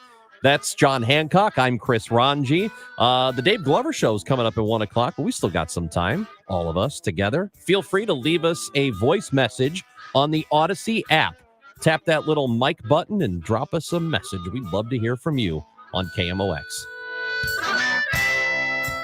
Paid for by government. Did you hear? A secret hoard of 1932 $10 gold Indian coins have been found. These gorgeous 1932 gold coins are as bright and shiny as the day they were struck, and less than 500 of these gold coins are available. Coin experts are calling the secret U.S. gold coin discovery a once-in-a-lifetime opportunity, and you can own a piece of the hoard. When you call, you are guaranteed a 1932 dated gold coin featuring Lady Liberty with an Indian war headdress and a majestic eagle. With limited availability, you must call now. These 1932 dated gold coins are still in uncirculated condition with brilliant luster. That is 92 years of history you can hold in your hand. To learn more, call 1-800-520-6468. Call now and you'll receive a free bonus over a $55 value free with every order. Call 1-800-520-6468 now to secure your 1932 $10 gold Indian coins before they sell out. Don't wait. You must act fast. Call now. The pitch. Do you dream about calling Cardinals games? Goldschmidt swings and he hits. If so, the Missouri Broadcasters Association Sportscasters Forum is for you. Learn about play-by-play, reporting, interviewing, and working with pro athletes from the best broadcasters in the business. John Rooney, Chip Carey, Rick Horton, Brad Thompson, and more. The Sportscasters Forum is Thursday, September 19th at Live by Lowe's. Tickets include 3 educational sessions, lunch, and a ticket to that evening's Cardinals game. For details, go to MissouriBroadcasters.org. Join Mark Patrick seminars and lose weight or stop smoking guaranteed. Early bird special only $49.99. Seminars Tuesday, August 13th at the Holiday Inn Express and Suites St. Louis Airport in St. Louis, and Wednesday, August 14th at the 4 Points by Sheraton St. Louis Fairview Heights in Fairview Heights. Weight loss seminar 5:30 p.m. Stop smoking seminar 8 p.m. Upgrade your family vacation with an unforgettable escape to the Palm Beaches. From outdoor adventures and laid-back beaches to thrilling family attractions and animal encounters, the Palm Beaches have something for everyone. Discover premier resorts with creative kids clubs that will keep the little ones entertained while you enjoy world-class golf and spas. We are the original, the one, the only, the Palm Beaches. Plan your trip at thepalmbeaches.com. Hi, I'm Angie Hicks, co-founder of Angie. And one thing I've learned is that you buy a house, but you make it a home. Because with every fix, update, and renovation, it becomes a little more your own. So you need all your jobs done well. For nearly 30 years, Angie has helped millions of homeowners hire skilled pros for the projects that matter. From plumbing to electrical, roof repair to deck upgrades. So leave it to the pros who will get your jobs done well. Hire high-quality certified pros at Angie.com. You're in hot water, mister. What'd I do? I told you months ago our utility bills were getting higher because of that old outdated tank water heater. Maybe it's time we finally switch to a Navien tankless. Learn about Navient's high-efficiency tankless water heaters, endless hot water, all while helping you save on your energy costs. Hey, look at this. Our utility bill is lower since we got the Navient tankless water heater. Who's in hot water now? We are, all the time. Learn more at tanklessmadesimple.com. It is so hot. I mean, it's expected here at times, especially this time of year in St. Louis. But man, when it gets this hot, I've heard the egg farmers are having a serious problem. That's just what I heard. Again, it might be true, it might not. It sounds like it sounds like it probably is true that the chicken farmers are having trouble having the eggs because it's so hot. When the chickens lay the egg, it becomes a baby chick. That's hot. So I can only imagine what it is in your house. Well, I don't have to imagine. I've been in your houses when your air conditioner is not working or when it breaks. So if yours is broken or it's not cooling really good, call me, Bart Inman. One easy number, Missouri and Illinois, the easiest of numbers, 314-293-2600, or on the internet, bartinman.com. Now that is a Bart with a B, Inman with an I.com. God bless. The Bomarito Automotive Group 500 at Worldwide Technology Raceway. It's not just a race. It's a spectacle. Go to WWTRaceway.com now because the first deal is the best deal. Brought to you in part by the Illinois Office of Tourism and Discover Downstate, Illinois. I'm Dave Glover. This is KMOX, the voice of St. Louis. In the primary elections, Mike Kehoe got less than 40% of the vote. In the lieutenant governor race, Mr. Wassinger got less than a third of the vote. The Secretary of State vote, Denny Hoskins got less than 25% of the vote. And yet, these are the guys we call the winners. This is a lousy system. Well, that's a primary, pretty standard. When you have multiple people on a ballot, that's what happens. We appreciate using, and that was Stan, using the voice messaging feature. I kind of agree with him. Some states have gone to this system where if nobody gets a majority of the vote in a primary election, then the top two have a runoff. Mm-hmm. And so that way, whoever wins gets 50% plus one or more. And primaries in general are difficult processes. And you see 1 out of every 3 voters bothers to show up. And increasingly, the people who win these primaries are the office holders. And it's a fait accompli. And so that just by virtue of winning a Republican Party primary in the state of Missouri or a Democratic primary for Congress in the 1st District, say, you're elected to office effectually. And so you have a situation here where if you're getting 25% of 15% of the vote, so if there's a 30% turnout, it's going to be roughly 50-50. It's a little more Republican. But you're getting 30% of the vote of, say, 18% of the voters. Mm-hmm. That's not a whole lot of people picking who the office holders are. You got to get people to go out and vote. You do. That's really what it comes down to. Dan in St. Louis is joining us on KMOX. Hello, Dan. Hey, additionally, I would mention the man that just talked about the percentages of vote is the reason why we have an electoral college. You get a plurality. Now, my comment is, in 2005, a nonpartisan commission under Jimmy Carter came out and said, anytime you have mail-in ballots, you cannot have a fair election. Hello? Yeah. I don't think that's accurate. Yeah.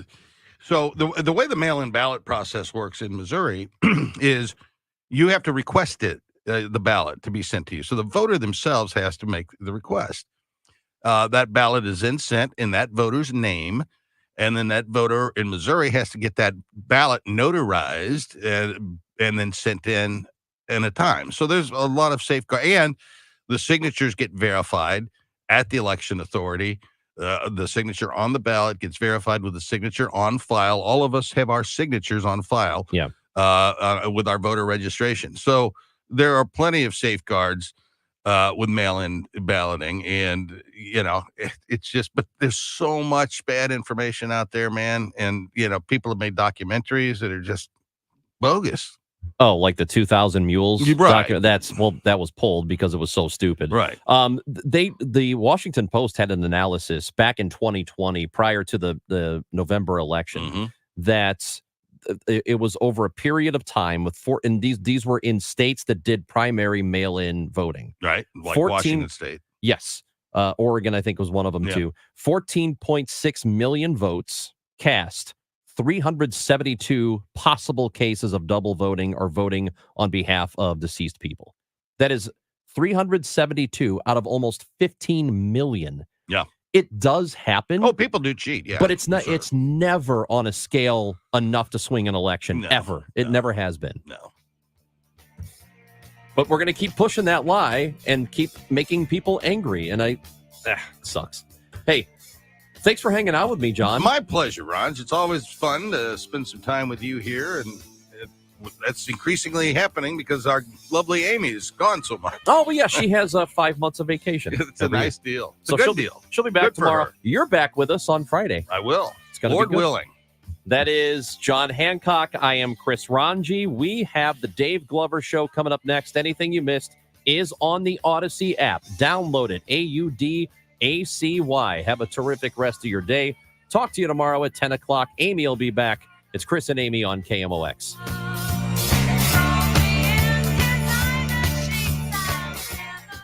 Yeah, and I'll bet these meteor showers, people are enjoying them a lot more since most of the country has now legalized marijuana. There's got to be something else out there to look at. It probably does add to the enjoyment. If you're thinking about selling your home,